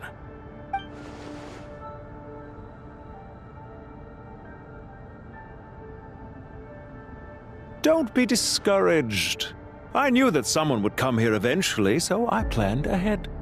Where to chat with you, which door to exit from, even which mechanism to wait by for you. I thought through every detail. You, meanwhile, know nothing of who I am. So far, you've only heard my voice, and for all you know, it may not even be real. But not to worry. This is only our first meeting. It shan't be our last. Just answer me one last question. Why do you continue to follow Dottore? He has conducted countless cruel experiments, even on his subordinates. Follow isn't quite the right word. Let's just say even those you see as villains have their friends, even if they aren't the most sincere of friendships. When any set of rules is established, there will be those who benefit and those who lose out. People will do anything to justify what they have gained or escape from the hardship imposed upon them. Neither he nor I are tolerated by the rules of this world. We were both searching for a new order. Our ideas of the final form that should take may have differed, but our journeys took a shared path. Goodbye, Traveler and Paimon. I wish you a timely escape, albeit not too soon. I will need a little more time to prepare, after all. Hey! Come back! Wait, this dark wall. We've seen these on our adventures before. It swallows people up! Oh, I'm sorry. She shouldn't have jumped the gun!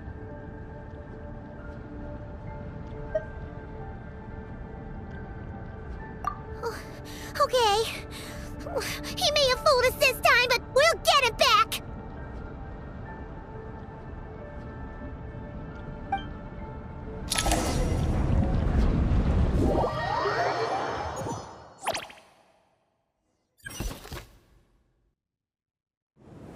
Sino and his team are guarding the north. We'll take this side. There's so many Jinn! We can't let them get into Aru Village! Don't fret. I am well prepared for this situation. Huh. So you have a solution?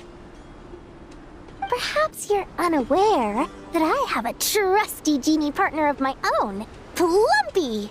If I send her to negotiate with the others, this whole thing will be resolved before you can say Mora. Off you go, Plumpy!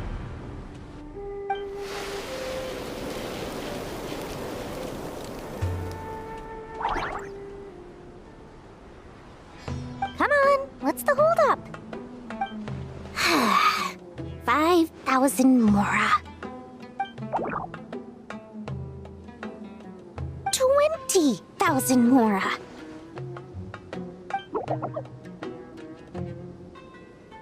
100,000 Mora. Final offer. Ah, so she's a hired partner.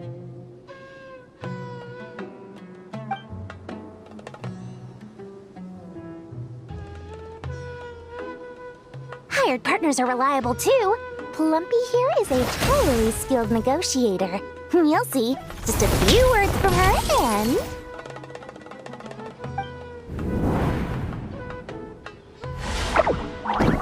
Plumpy! Don't you Jinn have any respect for the rules? This was supposed to be a negotiation! How dare you treat my messenger like this? You wanna play rough? Two can play at that game!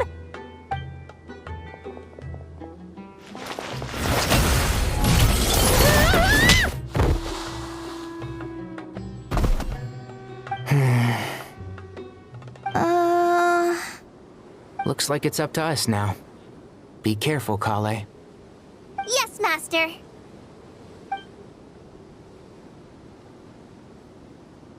What happened? How did I pass out? Never mind. Plumpy, it's time for revenge. You know, this reminds me of when you first arrived in Avidia Forest. You were trying to help a child retrieve a lost toy when you stumbled upon Spinal Crocodile territory by mistake. Yeah, I remember. Our first time fighting side by side. Fighting side by side? I seem to recall swooping in to rescue you with a team of forest rangers. Please stop. Practice on the side. Fly! One, magic lap! I'll uproot you! And Shroud! There's too many of them! I can't believe I used 12 rare items in one battle. Ugh. I shudder to think how this is going to affect this month's accounts. The sight of that glaring deficit might be more than my poor heart can take. Tighnari, how's the situation on your end? We held the line, though it was a close call.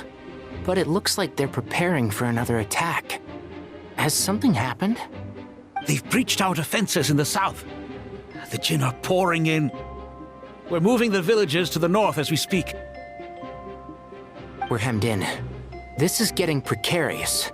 Our margin for error just got a lot smaller. That's why we wanted to confirm your status. We need to consider our next move carefully. Bad news! Another line of defense has been breached. Kale, go with them and assess the situation. Dory and I will hold the line here. But Master! Even with 3 of us, we barely managed to. This is not a discussion, Kale. Don't worry about us. She clearly still has plenty of tricks left up her sleeve. Wait, you can't pin all your hopes on me? Oh, great. I've almost run out of the things I brought with me, and the rest is back at the caravan. I should be able to hold out for a little longer, but still... Master! Need any help? Huh? What is it, Kale? If things continue like this, it won't be long before Aru village is overrun by Jinn, and the sandstorms are sure to follow in their wake. I do have a plan, but I can't guarantee it will work. I don't care, whoever you are. Please just help us. The only one who can help is you. I am merely here to guide you along the correct path. I am a spirit created at the beginning. I am a flickering illusion. I am the shimmering light that flows from the eyes of the Creator. What do you mean?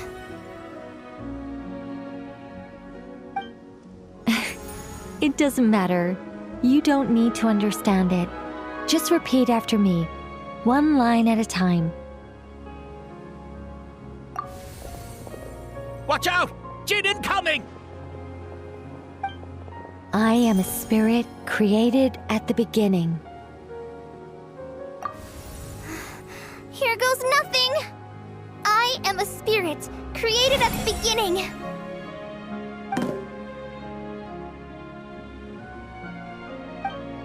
I am a flickering illusion. I am a flickering illusion.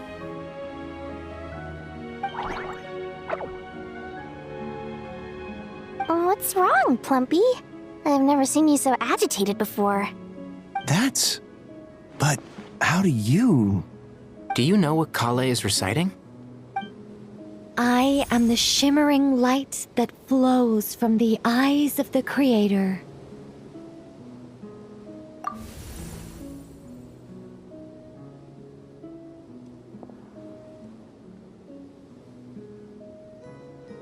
I am the shimmering light that flows from the eyes of the Creator!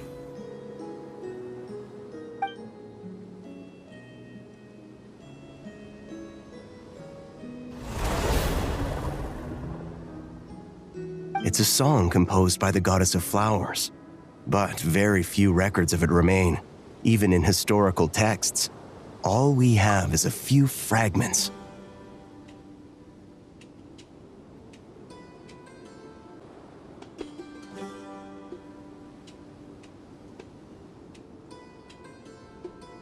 Is Kale an avid historian? Not to my knowledge. The Jinn have actually quieted down. Although, no, it's more than that. It looks like they're showing submission. Clearly the songs left by the Goddess of Flowers have a soothing effect on them. At the very least, they're much calmer now. Really? Let me try. I am a spirit created at the beginning.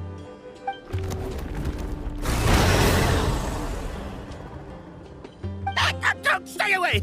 I'll stop! I'll stop! It seems like the song only works when Kale recites it. But why? Kale.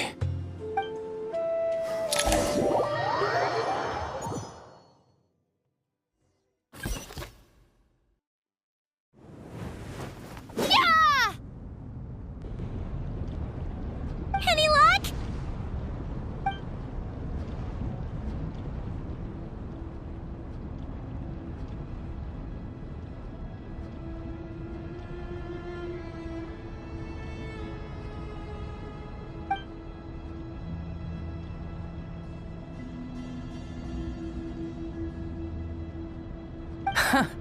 When I heard that loud rumbling in the distance, I thought the shifting sands had bust open the gates to some ancient treasure vault. Turns out it was just you guys. Huh? Wait! That sounds like...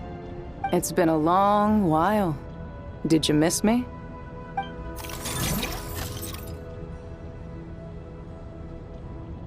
Jet! Ben! Let's save the catching up for later. First, I gotta get you guys out of there. This should be the right mechanism. Ben, can you handle it?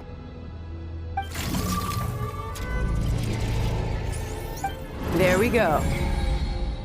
Come on, let's leave this place.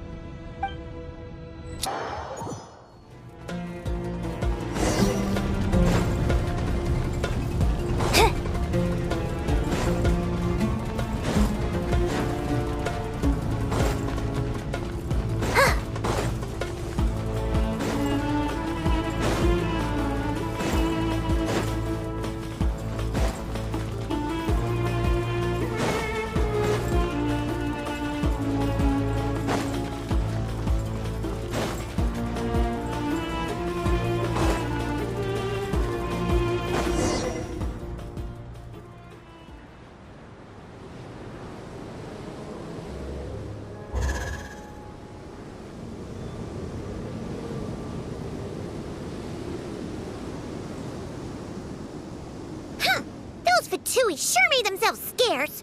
It's like they were never here. The Fatui? They came to the desert again? Yep. No idea what they're planning this time. They were being very coy about it. How have you been, Jet? Well, since we last met, I've started my own band of mercs. We've actually made quite a name for ourselves. Oh, yeah. On a slightly different note, I have some good news. I finally took care of Masaira. Not much to write home about. It was just another day. Found his hideout. Dragged him out of his cozy little bed. He tried to talk me into seeing his point of view, as usual. But I'm way past that by now. There was nothing he could say to save his life.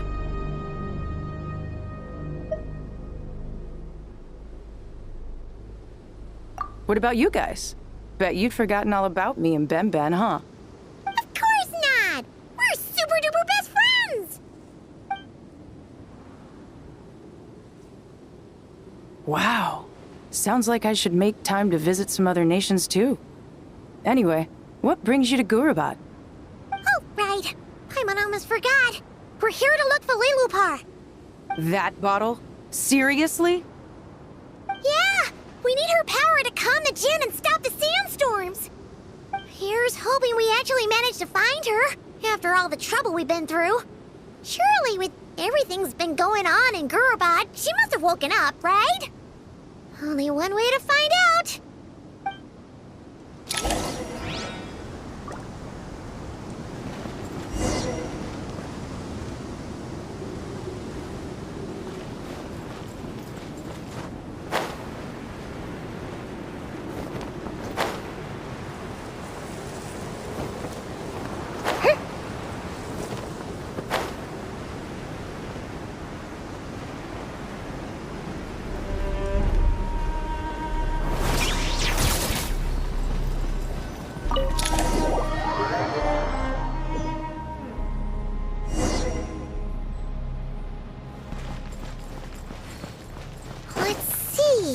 She should be around here somewhere.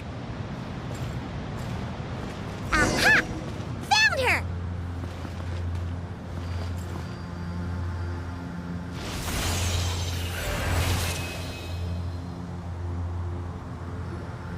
Lillipar! What a long dream that was. It's been a while, my master. Oh, and you're here too, little wildcat. The four of us back together again. Imagine that.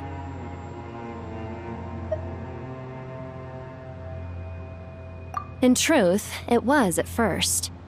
I was none too pleased when those miscreants barged in.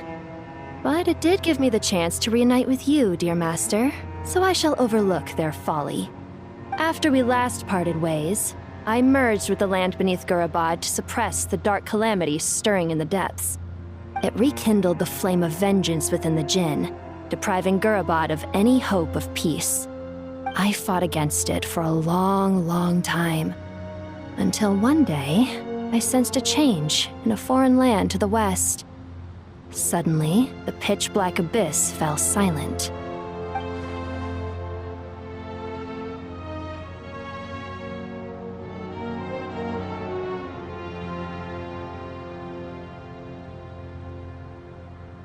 Once satisfied that that dark power could no longer bewitch the Jinn, I too fell into a deep slumber, from which I have only now awoken. Why have you returned to Gurubad, my master? And why is my sand-swept homeland in disarray once more? Well, basically, Sumeru's in danger and a lot of our friends are affected. Some bad guys messed around with Irminsul and now they've released the Jinn in here. We managed to chase off the culprits, but we have no idea how to seal this place back up and stop the sandstorms. Child's play.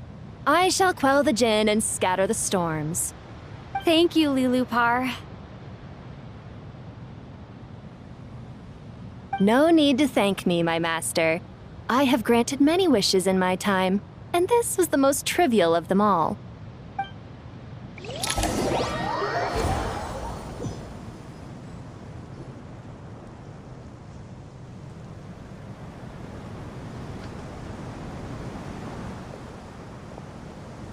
The sandstorm's gone.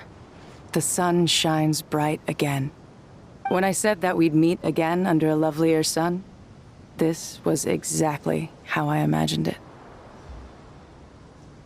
Yay! Although, honestly, Paimon would love to hang out with you more, even if the weather sucked. Well, there shouldn't be any more Jinn breaking out, right? Are we okay to head back?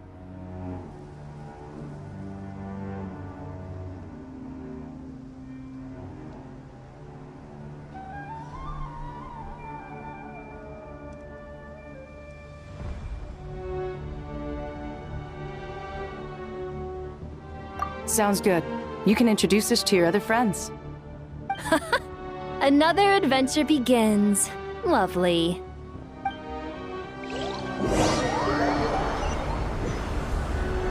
The storms have stopped! We should be able to get to the Temple of Silence without any problems now. Time to regroup!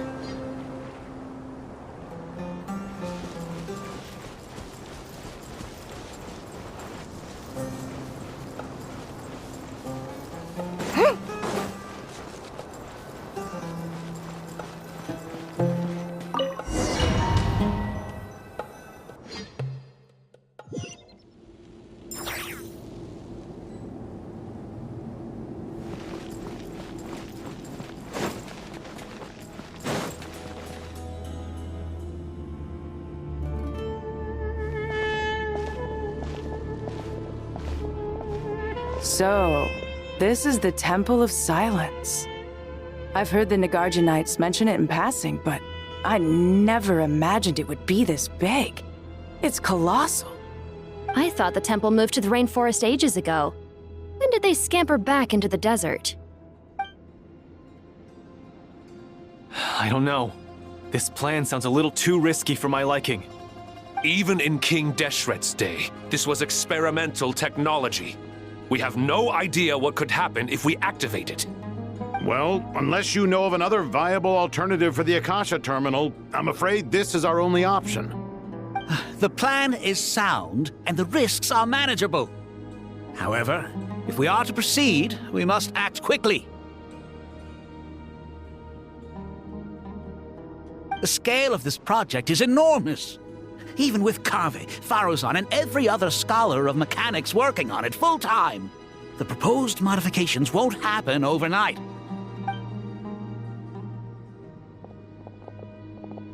You're back. Everything all right? And who are they? Friends of yours? Pretty much everyone in the Temple of Silence is. This guy's Kaveh, and the one next to him is Alhaitham. Hello, I'm Jet, and this is Lilupar. Oh, a famous name from the history books. Pleased to meet you. A friend of a friend is a friend of mine, as they say. Who's they? Huh? Do people not say that? Not in the desert. Friends you can trust, but friends of friends? Gotta keep an eye on them. Still, I do trust the Traveler's judgment. I'm sure you're good people. The sandstorms have calmed down. I take it the Gurabad problem is resolved? What did you find?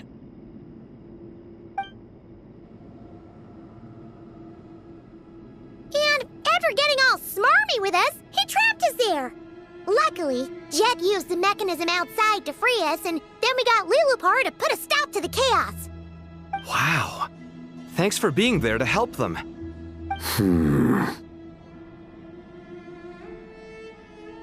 So, this mystery man openly admitted that he was merely a Harbinger subordinate.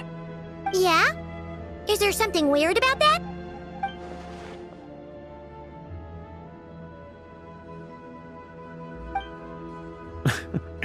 I assume you aren't naive enough to expect answers from an enemy. Well deduced. Our commander, Dottore, died in Nordkrai.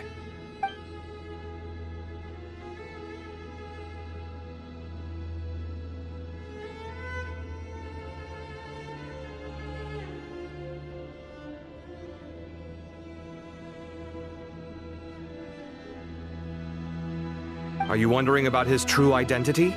Or do you think there's a big conspiracy behind all this? I wouldn't go as far as to call it a conspiracy. Just the simple fact that having someone to shift the blame on tends to prove useful should trouble come knocking later. The most important thing for now is to solve the immediate problem.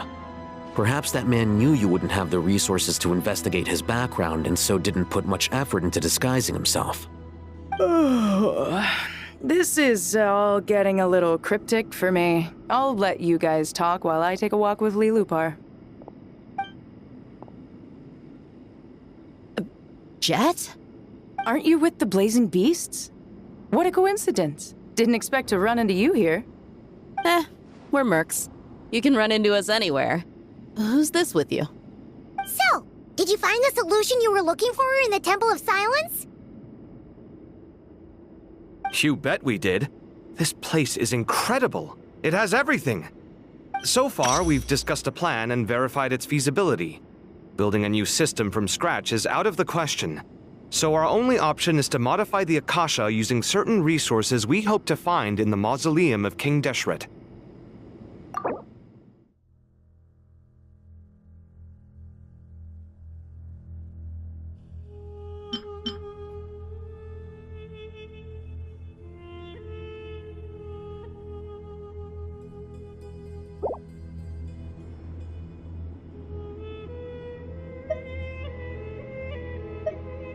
According to certain sources in the Temple of Silence, there is a core device in King Deshret's mausoleum known as Aru. Little is known about this device in academic circles, which suggests it was hidden quite effectively.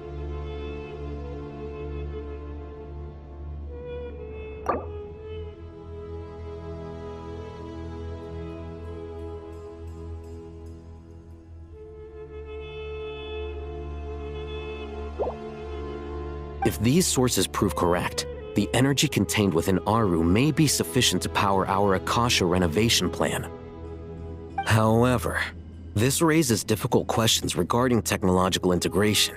The sages are still debating it. Yeah, but I'm sure they'll reach a compromise once they've argued it out. The people of the rainforest are always cautious when it comes to desert technology. But times of crisis like this leave us with little choice. Wait, Paimon has a question. Is this the same Aru we've heard of before? It's sealed off, right? Some sort of prison where the Goat King, Ibis King, and Crocodile King are locked up. Well remembered. Yes, that's exactly right. According to our records, Aru was the most brilliant creation King Deshret ever conceived of. Built by divine and mortal artisans working together. It was a miraculous accomplishment, and it lies hidden deep within the king's mausoleum to this day. That being said, what Aru actually does and why it was built, those are deep secrets we are not privy to. Until recently, I wouldn't have been optimistic that the place even exists. The only reason I'm inclined to believe it now is because we heard it from the Ibis King Thoth himself at his temple. The tale of how the 3 retainers of Al-Akhmar were imprisoned in Aru. Paimon totally gets that. When Paimon first heard about it, she thought it sounded pretty unbelievable too. Do you guys still remember that? The Ibis King told us they were trapped in Aru and that they had to answer 3 questions to get out. I think I remember. What causes our rise and fall? What obliterates love and hate? And what determines truth and falsehood? Those were the 3 questions, right? Yeah. If only Nefer were here. She's dealt with the Ibis King before, so she might know more. Oh, Nefer is a friend we met in Notcry. Notcry? Funny. She showed up here earlier. Huh? Yeah. Had another lady with her too. Both said they knew you. They contacted the sages, claiming they might be able to offer some assistance. Really? They came here to help out? Yes, really. It was just before you got back. One of them said she's made Nodcry her home. If she's the person you were talking about, then... Looks like betting on Aru was the right choice. See? They're right over there. Nicole! Nefer! Why, hello! We're here to help.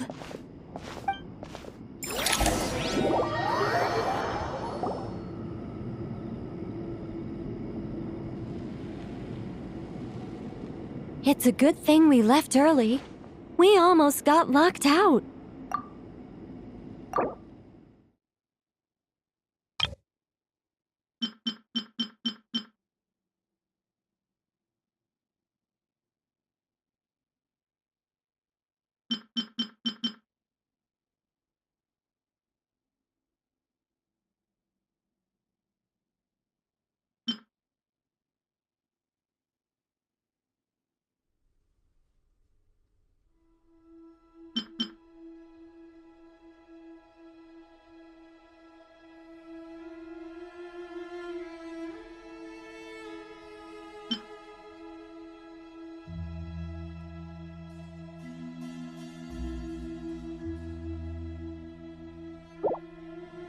Locked out?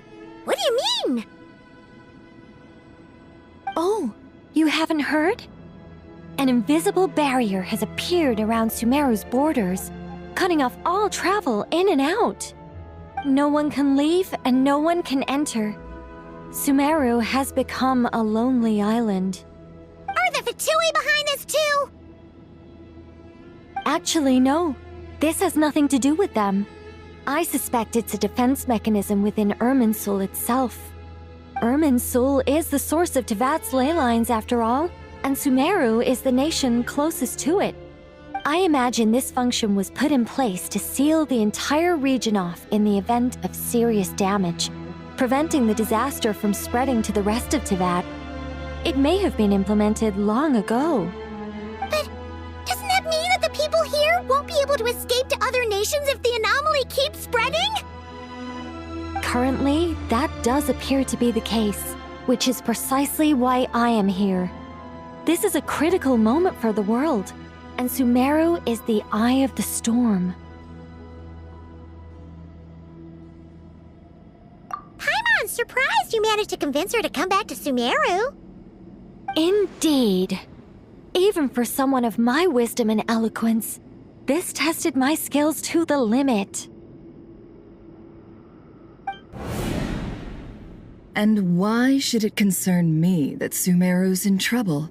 Surely you don't think I still have feelings for that place? Judging by your tone, I suppose you don't. Sounds like you don't know much about my past.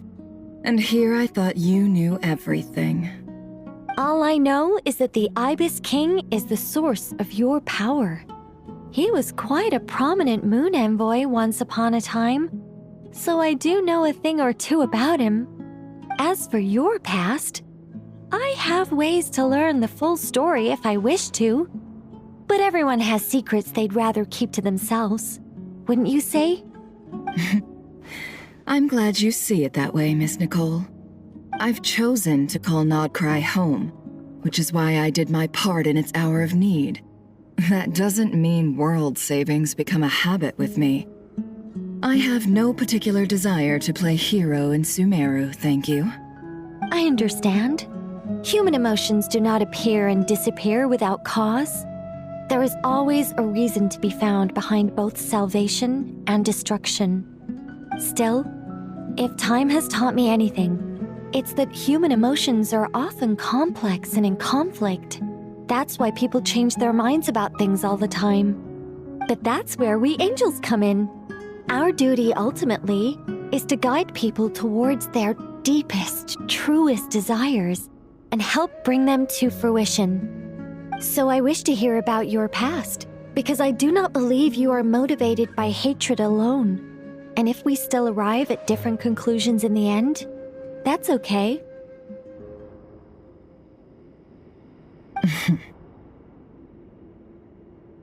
I refuse.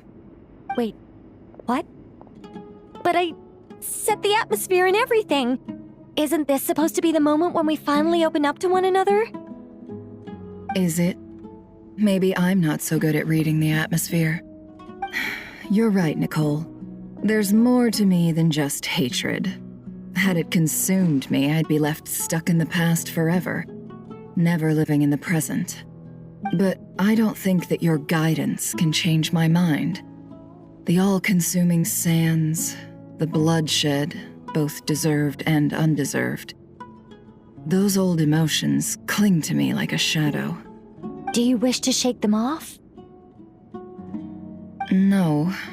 I hope to remember them forever.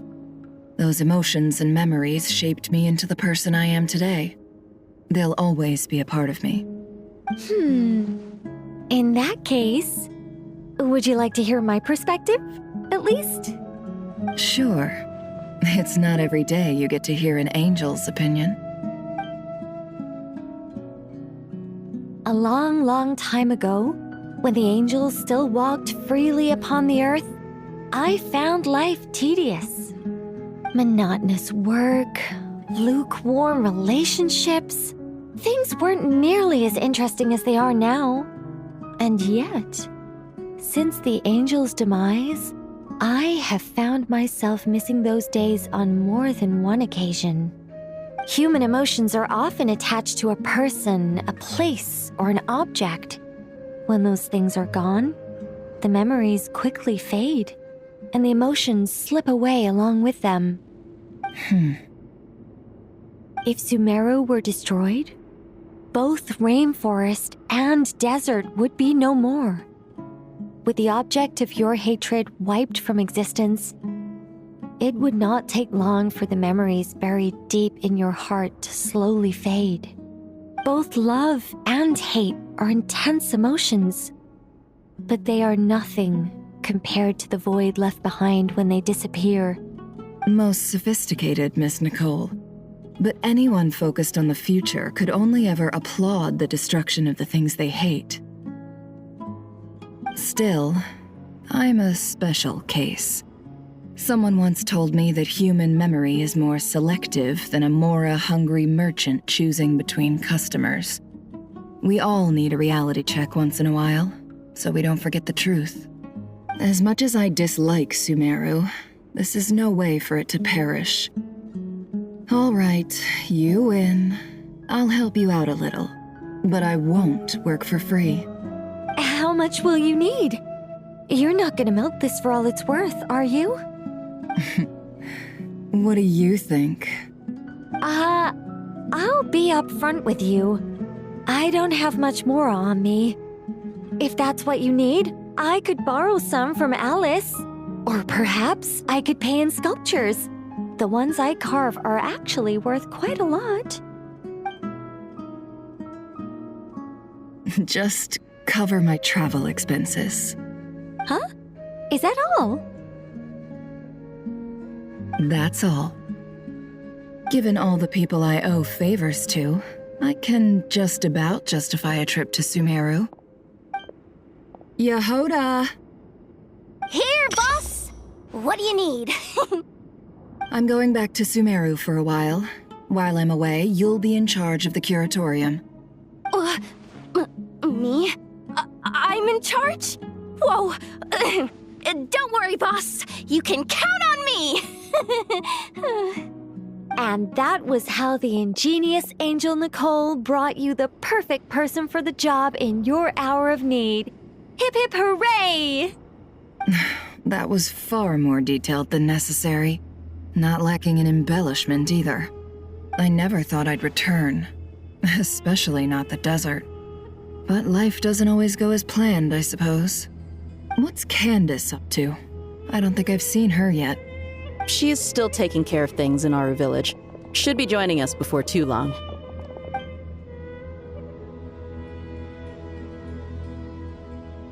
Oh, and sorry. Hope we're not interrupting anything.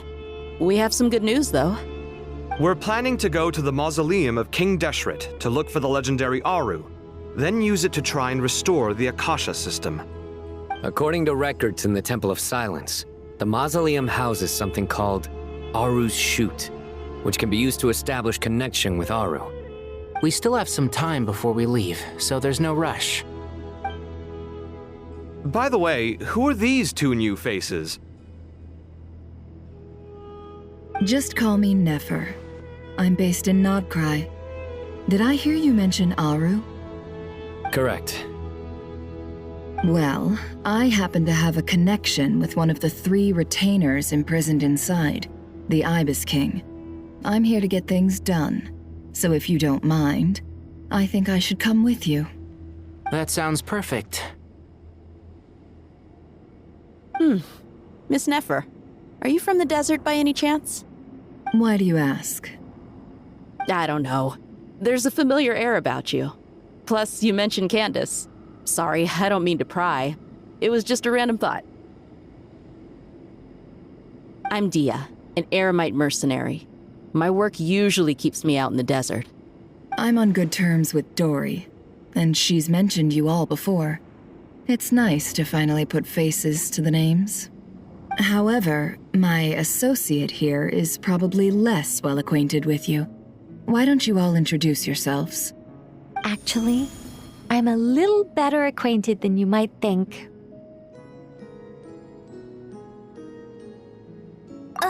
Huh? Huh. Are my eyes playing tricks on me? It looked like you spoke without moving your mouth. Ventriloquism. I have heard tell of it before. What is it, Kale? It's you! You're the voice who's been speaking in my head, aren't you? You encouraged me to report my dreams to the Dendro Archon, and got me to recite that magic prayer. Mm-hmm. I have many titles, but let's go with the most pertinent one. I am Nicole Rain, an angel who has lived since ancient times. An angel? Sounds like a big deal, but, what exactly is an angel? Oh, Well, we're a rather long-living race of beings. Not gods, technically, but we can still tell you a lot of stories from ancient history. Yep, and she's also an amazing sculptor. You could say she's a real creative type.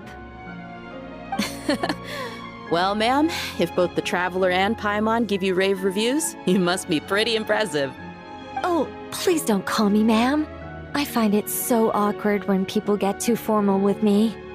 Just relax and be yourselves. No need to be nervous.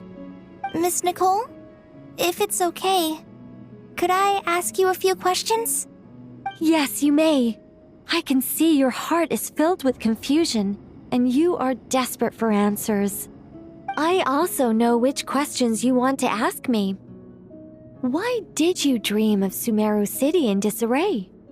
Why did those verses soothe the Jinn only when recited by you? I can guide you to the truth, but it involves a personal secret of yours. I'd prefer to speak with you alone, if possible.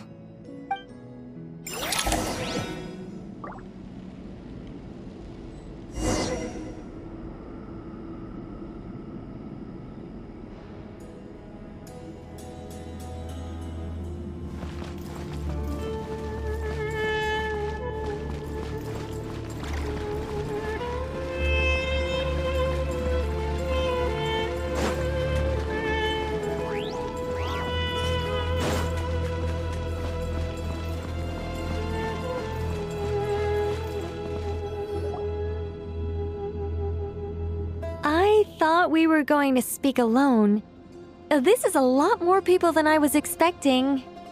What's wrong with it? Even the doctors at Dar al-Shifa allow patients to be accompanied by family members.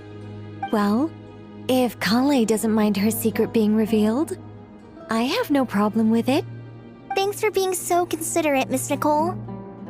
I don't know what secret you mean, but whatever it is, there's no need for me to hide it from my closest friends. Closest friends? It's so nice to hear that.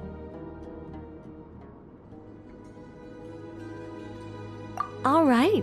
In that case, I'll get right to it. Kale, are you aware that there are god remains inside your body? I am. When I was young, I got sick with Elazar. Nothing could cure it. The Fatui convinced my mom and dad that they could help, and I was sent to an unfamiliar place. There were a lot of other kids just like me there. This creepy guy injected us with some strange medicine, which I heard contained god remains. I can still remember the pain like it was yesterday. But thanks to the friends who've stuck by me all this time, I've gradually been able to overcome those memories. Anyway, so you're saying that what happened to me has something to do with the god remains they injected me with? Yes. Those were the remains of Nabu Malikata, the goddess of flowers. What? Huh. Fascinating. You don't seem surprised like the rest of us. Why? The possibility crossed my mind when Kale recited the Goddess of Flowers song and calmed the Jinn. You made Paimon jump! What are you doing here, Lilupar? I was merely passing through when I heard the name of the Goddess of Flowers. Be assured that I share your surprise. You, with the hat. Are you certain? I sense no trace of the Lord of Flowers within her. Well, it is a very small fragment. Unless special methods are used to manifest its power, even her closest acquaintances would find it near impossible to detect. After the goddess passed away, Her remains were scattered across the desert. King Deshret gathered all the pieces he could find and buried them in the Eternal Oasis. But some fragments remained unaccounted for. Eventually, the Fatui must have found a way to track some of them down. Presumably for use in some experiment. It's not an uncommon occurrence. You're more shaken than I thought. In one sense, you've been extraordinarily lucky. So many people who yearn for this kind of power never attain it, yet you have coexisted with her all this time without even realizing it. I don't know what to say. I'm glad that I could help everyone with this power, really. But knowing that a fragment of the Goddess of Flowers is inside my body is... it's a strange feeling. Well, people value their autonomy very highly. Even a well-intentioned intruder can shake one's sense of self. I understand how you feel, Kale. But once you get used to it, you'll find it's nothing to be concerned about. Huh. I guess you, of all people, have a good reason to speak on this. 2 good reasons, in fact. Incidentally, 3 is the maximum number of Hermanubis's Ba fragments that I could bear. Let me guess. Because 2's company, but 3's a crowd? Thanks for helping to explain the joke, Tainari. Not my intention. Goddess preserve me. I should take my leave. This boy in his wolf's head hat speaks much too differently from the Hermanubis I remember.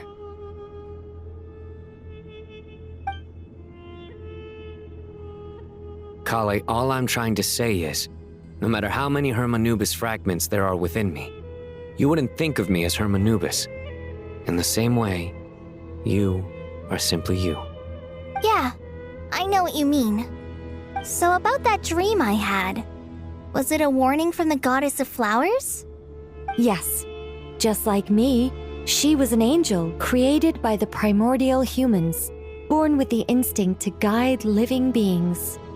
Though her body and soul have perished, her essence retains its natural instincts. Even her smallest remaining fragments would do their utmost to send you that warning. The Mother of Dreams? Lord of Flowers and Oases? She must have had a premonition. That is why she gave that dream to you. We won't let our efforts go to waste. But I still don't understand. Why me? Yes. Why indeed?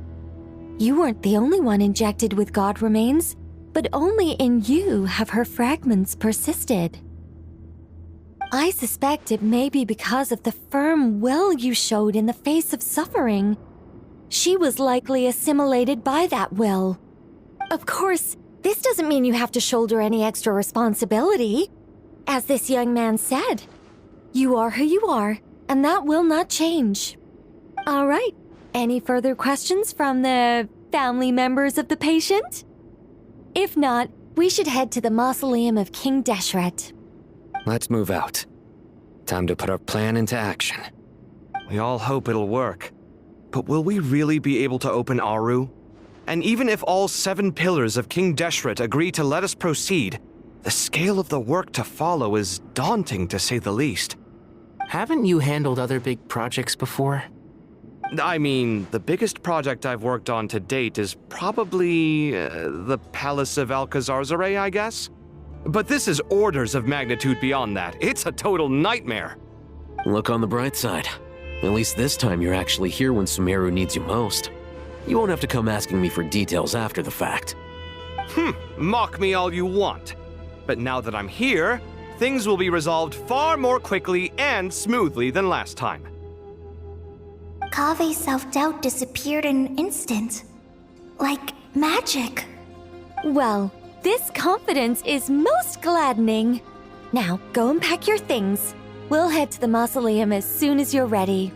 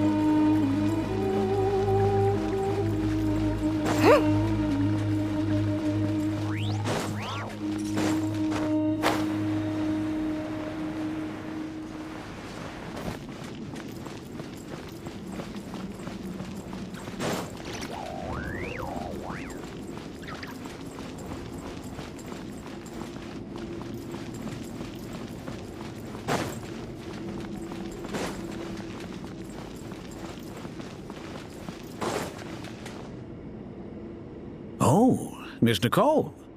I heard you're a very talented sculptor. Is that true? Oh, I don't know. I wouldn't want to blow my own trumpet. Honestly, even though Kasharawar is best known for its focus on mechanics, plenty of Kasharawar scholars are quite serious about sculpting as a hobby. So if they rate your work, that's enough for us. We just have to take a look. Who's we? Myself and a few other scholars. Kashif, Daneshvar, come take a look. Oh, well, if you insist, I suppose there's no harm in showing you.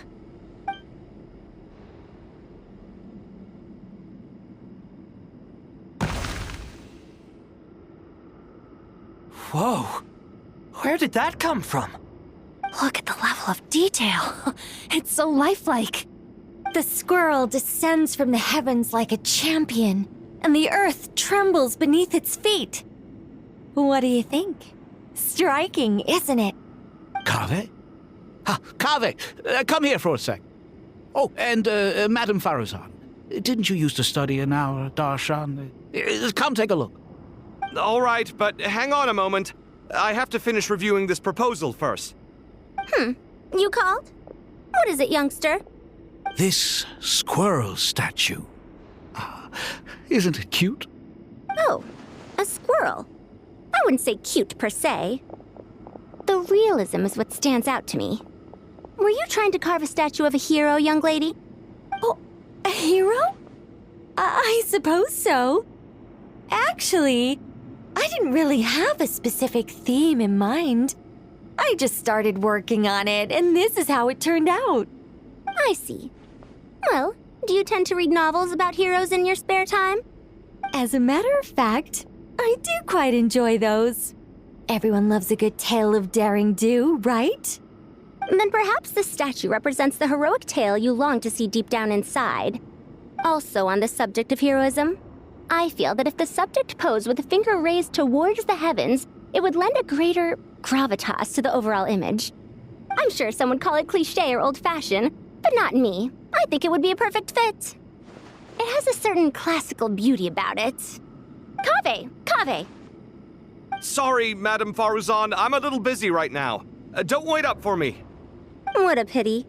That young man has excellent aesthetic tastes. I was hoping to ask him for his opinion. What a genius idea! Why didn't I think of that? Classical beauty is a great direction to explore. That's it. Once I get back, I'm going to sculpt a heroic squirrel pointing its finger towards the sky. Precisely.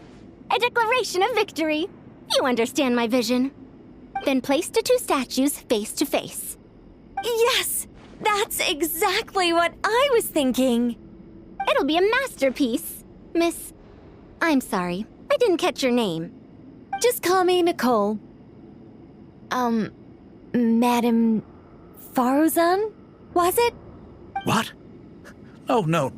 That wouldn't be right. Why ever not? Madam is a state of mind cultivated from within. Anyone may call me Madam if they so desire. My dear Miss Nicole, once we make it through these trying times, should we have the pleasure of meeting again, I shall look forward to seeing your new work. In this day of age, it's rare to find people with an appreciation for classical aesthetics. Meeting you was truly a pleasant surprise. Honestly, I feel the same way. It's been a long time since I met anyone interested in this style of statue. Clearly, they don't call you Madam for nothing. Also, I have to say, you're a very good judge of character. Because when I think about it, I really am someone who likes stories about heroes. That must be why I've quietly kept watch over generation after generation of them. Sorry, keeping watch over heroes? What exactly do you do for a living? Oh, never mind that. Let's not tell Madame Faruzan about Miss Nicole's true identity for now. Good idea. Let's limit the conversation to aesthetics.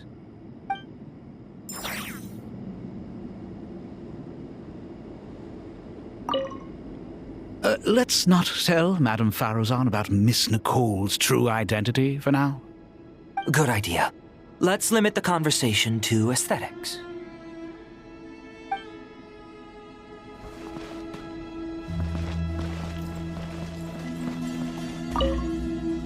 What's wrong? You look a little depressed. Kale got a fragment of the Goddess of Flowers, and all I got was one of the 7 pillars who served under King Deshret. I lost out, didn't I? That's what you're upset about? You're such a child.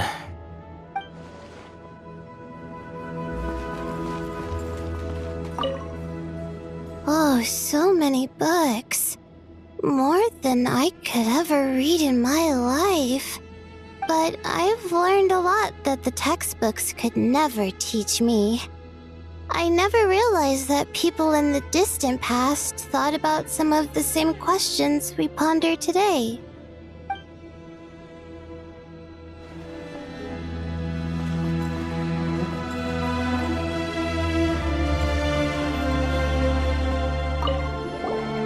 Paimon! Thanks again for your notes. I'm done copying them, so here you go. You're welcome. Just let Paimon know if you ever need help again.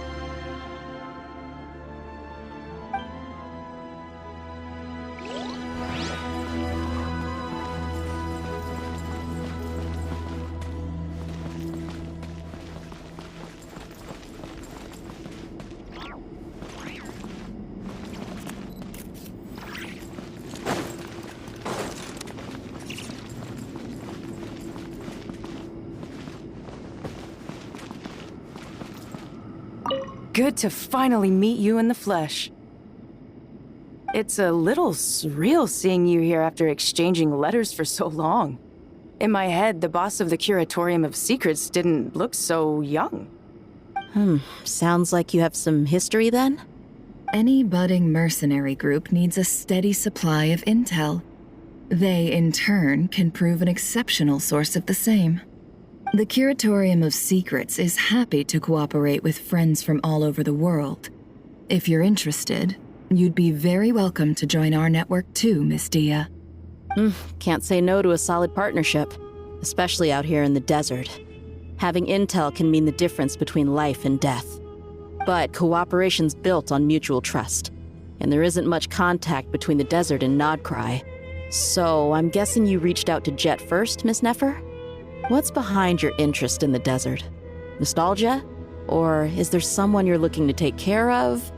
Let's put all our cards on the table first. Things will go more smoothly that way. I like your style, Flame Mane. Actually, I had this same discussion with Jet before we started working together. To be clear, I have no intention of using you for any ulterior motives, and I have no enemies in the desert as things stand now.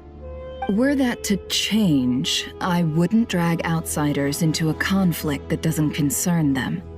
There's no point in doing certain things if you don't do them yourself. Wouldn't you agree? Well said. Taking responsibility for one's own affairs is the way of the desert folk. Huh. It's like you're one of us. You sure that's a compliment? Absolutely. I'll take it. Perhaps we can discuss our cooperation in more detail now? Sure. I love working with no-nonsense people. And you certainly fit that description. I look forward to a fruitful partnership. As do I, my friends.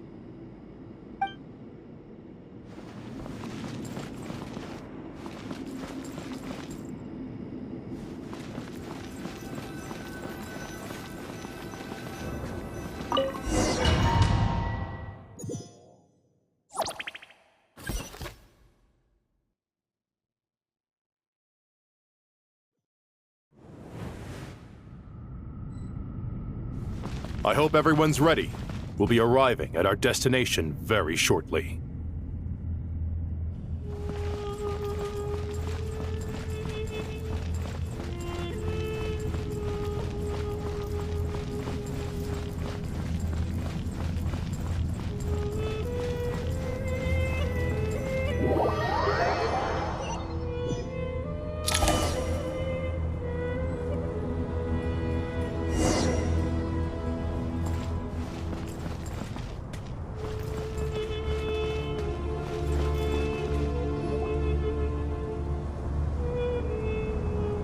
Why, we've not seen so many visitors ever, really.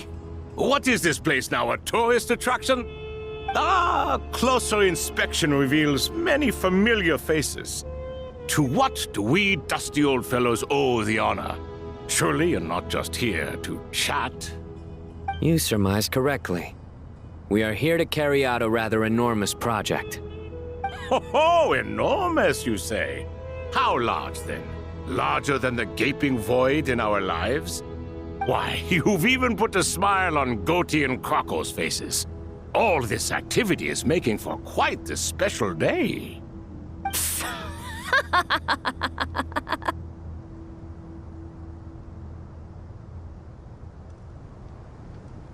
I know that laugh. Lilipar? What on earth are you doing here? Oh, this is hilarious. Turns out good things really do come to those who wait, as long as you stay alive long enough. When did you three get locked up in here? And still you act all high and mighty, putting on a show for the younglings. Truly hysterical. Why, you... Yes, I know. No need to shout. You're right, Lilipar. Goatee, Crocco, and I all have the same problem. But didn't King Deshret seal you away? How did you break free, and how did you get in here? Who knows?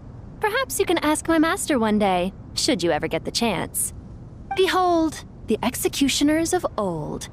Some have turned into fragments residing in human bodies, and others are imprisoned eternally, leaving not a single shard behind. It's almost tragic, watching lowly prisoners like you act all self-important. Curiosity gnaws at you, doesn't it? Your interest in the outside world threatens to burst you at the seams. Turf. I'm starting to take a liking to this magic bottle lady. Time is of the essence. Let's get down to business. We come to you, O three ancient lords, to request your assistance on behalf of the Academia. If we can help you regain your freedom, then please consider lending us your aid. As for precisely what we need your help with, it's a long story. So, to demonstrate our sincerity, we are prepared to first resolve the problems that plague the three of you. All right, stop arguing, Crocco. And Goatee, don't you start. What's the harm in letting her speak? It's not worth getting so angry about. Forget about her. The three questions are the crucial thing here. But do you really have a way to answer them? You once answered the final question, Nefer, but the seal did not open. Unless, with the passage of time, you have found a new answer? You could say so. When you first asked me what determines truth and falsehood, my answer was a liar's soul. Liars are the best at seeing through the falsehoods of the world. But if you want them to tell you the truth, you have to reach their soul. I think that makes sense. I found it quite compelling myself, and I told Nefer so. Unfortunately, it brought us no closer to liberation. Well, that's simply because it was my answer, not the one King Deshret was looking for. Can you guess which answer Al-Ahmar wanted then? Time. And that's not only the answer to the final question, it's the answer to all three of them. All things wax and wane with the passage of time. Love and hate eventually fade into nothing. Current affairs are always fraught with conflict and controversy. Only time can distinguish between right and wrong. You once described King Deshret as a proud man. I'd say that the prouder someone is, the more inclined they are to believe that only time is qualified to be their judge. Time. Well. Indeed. Perhaps in building Aru, our king was in fact attempting to reverse time, to bring love and hate, right and wrong, the rise and fall of all things back to their point of origin.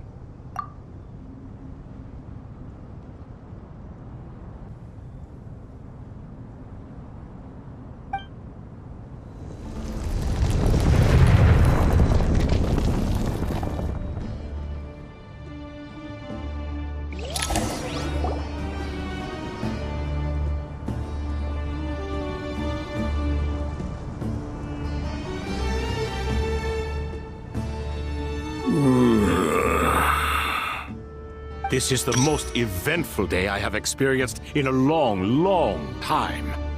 You have my sincere gratitude. Are those 3 of the 7 pillars? Turns out the statues were quite faithful to the source. You 3 seem to be in good spirits. Prison can help a person grow and learn to cherish what they have. Nevertheless, after everything you've done for me, I sincerely hope you never have to experience it for yourself. Hello, Nefer. It's good to see you, Thoth, the Ibis King. Nice. Definitely puts my mind at ease, seeing you 2 getting along so well. Should we maybe introduce ourselves, or... Sure. I'm Sethos, the current leader of the Temple of Silence. This is General Mahamatra Sino, and this is the former Spantamad sage, Cyrus. But I'm guessing none of that means a whole lot to you. Everything is equally new to us, in truth. We've been gone from this mortal world for longer than you can imagine. Let's hold off on the introductions for now. We can always ask Nefer about you later. It'll give me something to talk about with my chosen disciple.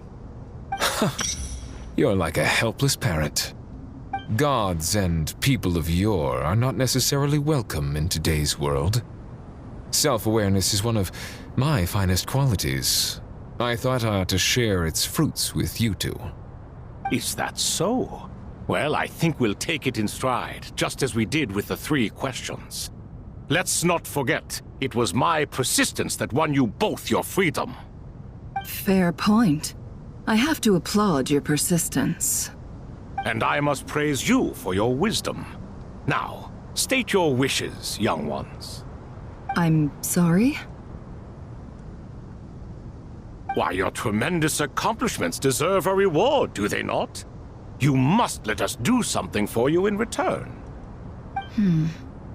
General Mahamatra, what do you think? I won't beat around the bush.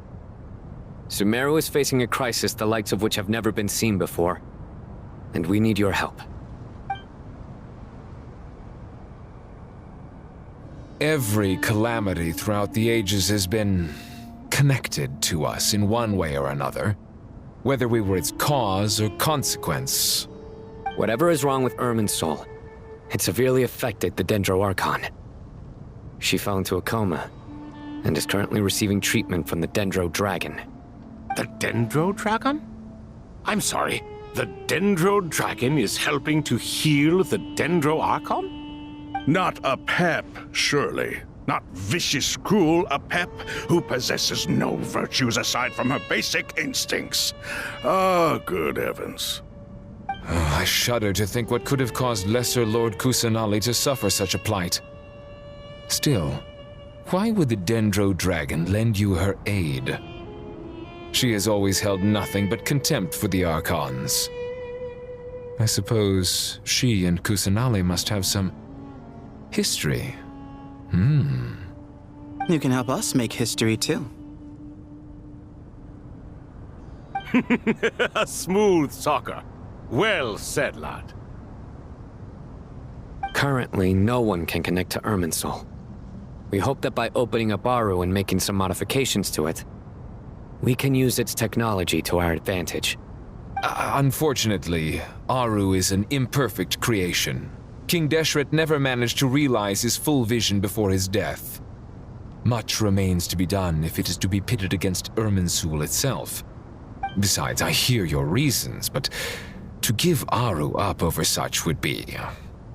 The archaeological records clearly indicate that although Aru's construction took a long time, it was not beyond human means to achieve.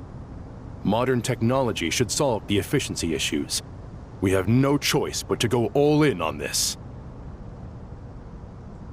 This is by no means a threat. But the only reason we helped you escape from Aru was to gain the necessary leverage to negotiate with you.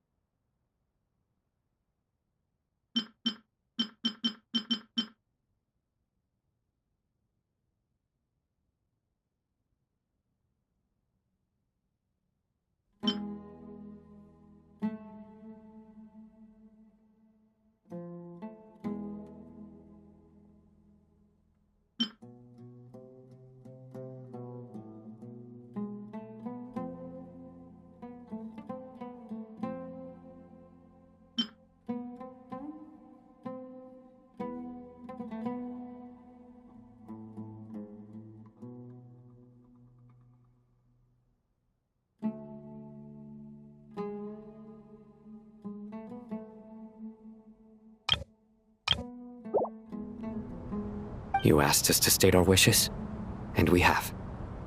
Each one of us here needs your help, as do all the thousands of people living in Sumeru. They need you, and they need Aru. What do we think, my fellow old fogies? Shall we lend our support or not? Since you ask so nicely, naturally. Naturally what? Are you for or against? I simply mean we shall do what comes naturally. You claim that you wish to open Aru. Know you then that the golden slumber created by King Deshret is preserved within?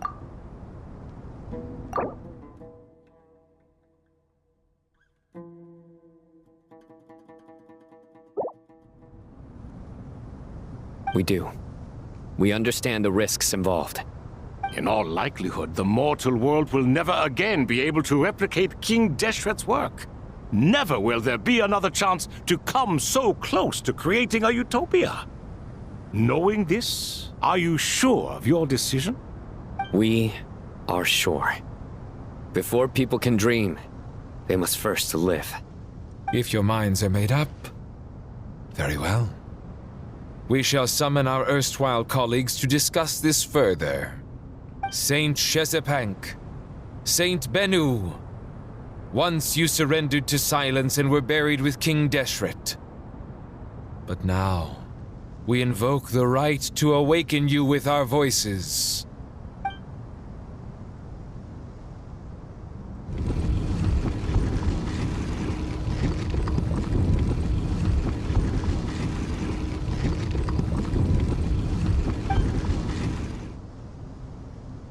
Saint Bennu, responding to your call. 3 kings detected. Initiating autonomous will. Saint Shezepank, responding to your call. 3 kings detected. Initiating autonomous will. Ah, Lord Herreshoff. What a long time it has been.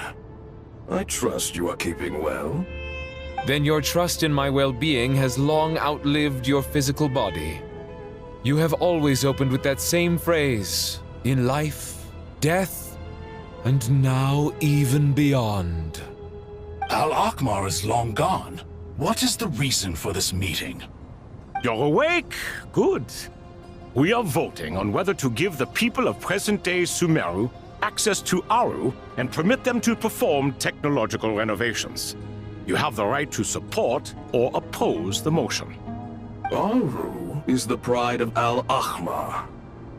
Opening Aru requires the unanimous consent of the 7 pillars.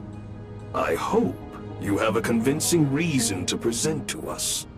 Sumeru is currently in the midst of a major calamity. Let us not forget that while Al-Akhmar was a stern ruler, he was also a teacher of wisdom. A god without his people shall cease to exist, and King Deshret's greatest wish was to provide protection for his people. Let us then honor our God King's wishes as we consider our decision. I do not mean to mock these proceedings, but what is the point of a unanimous vote when we know that the last of the 7 pillars, the Dendro Dragon Apep, will never communicate with us? This will no doubt surprise your mechanical mind, and I have no intention of trying to persuade you it is true. But Apep is, in fact, healing the Dendro Archon as we speak. Huh? Can someone attest to this? Do we have any proof? I ask the 3 kings. Can any of you vouch for the truth of this claim? Naturally, the Ibis King, Thoth. What? It was Thoth's disciples who revealed the truth to us. We need not debate its veracity. Simply let Thoth bear accountability. That way the rest of us may have a clear conscience. Herreshoff, you diabolical fiend.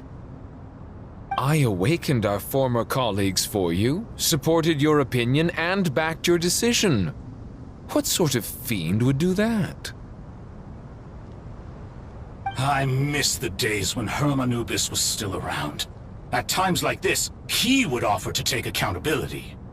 What are you trying to say? Is my word worth less to you than Hermanubis's? Hypocrite though you are, Lord Thoth, you are humorous in equal measure. How could we bear not to associate with a character such as you? I, Saint Shezpank, approve the Goat King's proposal.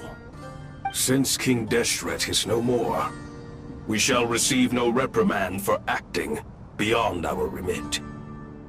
Nevertheless, I sincerely hope that those before us understand the significance of what they intend to do. Remember, the moment that Aru is liberated, the myriad souls residing within the Golden Slumber will return to the ley lines. And once the ley lines flow again, these souls shall in turn be received by Irminsul. To take this step is to bring the perfect afterlife created by our king to a permanent end. We understand that well, and we have decided to proceed regardless. Furthermore, the contemporary human perspective would contend that confining souls in this way is no act of benevolence. The deceased have a right to rest in peace. King Deshret's creation is clearly a place of rest and peace. It is just that many do not see it this way. But no matter. Saint Binu approves.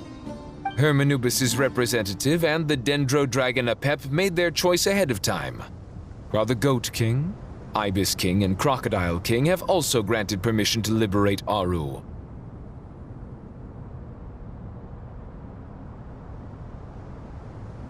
By the grace of His Majesty, guided by his wisdom and will, let the gates of Aru be reopened.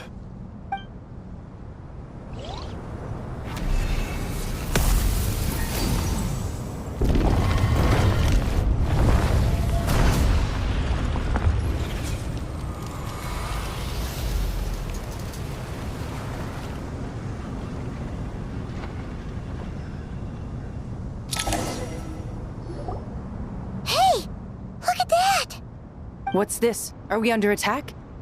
No. Wait, it's...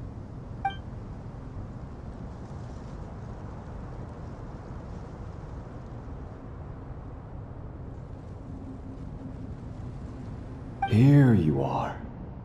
Through the sands of time. I see you. Father. Father, is it really you? It's Chet's father, Jibriel! That's right! He entered the Golden Slumber, didn't he? I smell blood and sand on you. You've grown. Strong as a wild beast, and without shedding a tear. You have to leave, don't you? Please, just answer me this. What should I do for you? This meeting is a blessing from the gods. My soul, once imprisoned along with that of Semail, is finally free. I am truly grateful for the chance to see you again. That the dead should meet the living is itself a miracle. One brief, precious moment is enough. Enough to set my heart at ease. Do not weep for me, Jet. I know you will accomplish many great things in your life. You will go further and climb higher than I ever did. All I ask is that you take good care of yourself.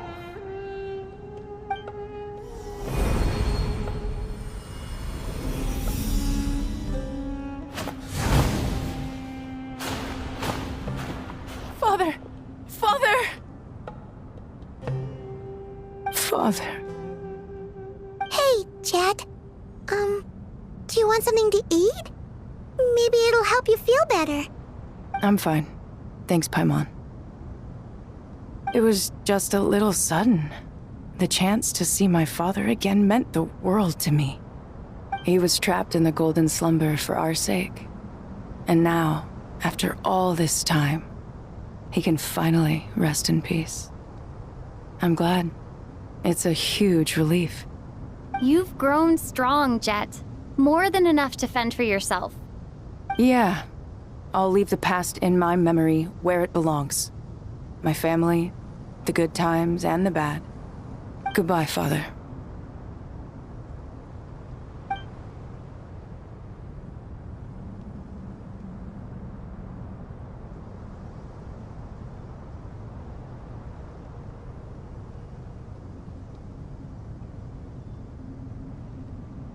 Ah, me, what a touching reunion that was. It seems we did a good deed today. We three retainers, once imprisoned for our iniquity, are surely the least qualified to judge whether this deed is good or bad. Either way, Aru is open. Now you have your opportunity, and with it, whatever trouble may ensue. Although Aru was created by a god, human craftsmanship was nevertheless required to build the gate that connects it to this world. Perhaps the relationship between gods and humanity follows a similar principle. As for your proposed renovations, we cannot determine which functions to keep or discard. Proceed as you see fit, but please entrust the task to your most accomplished scholars, or Bennu will be most displeased. It matters not. The Ibis King shall be accountable if any problems arise. Ibis, you chose to take on disciples, and so it follows that you must accept the risks of associating with humans. If I'd known you'd be like this, I would have locked all of you away in Aru, never to leave again for all eternity. All of us? What does this have to do with me? Vilify me no further. Scholars, since you have liberated Aru, allow me to present you with a gift. Using Aru's power, we shall install a defense mechanism at our king's mausoleum. You must be guarded even against Irminsul itself. This shall afford you some convenience. Unseen and unheard.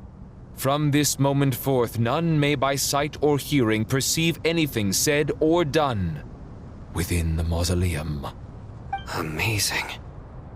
And all this is achieved just with the power of Aru? With technology from the heavens, the possibilities are endless. Just because King Deshret did not use it for this purpose does not mean that it cannot be done. So, marvel away. This is the reward you have earned. All right. Well, that resolves the issue of confidentiality. What about the technical side? Do we have the manpower? Why, yes. I've already contacted them. They'll be here soon.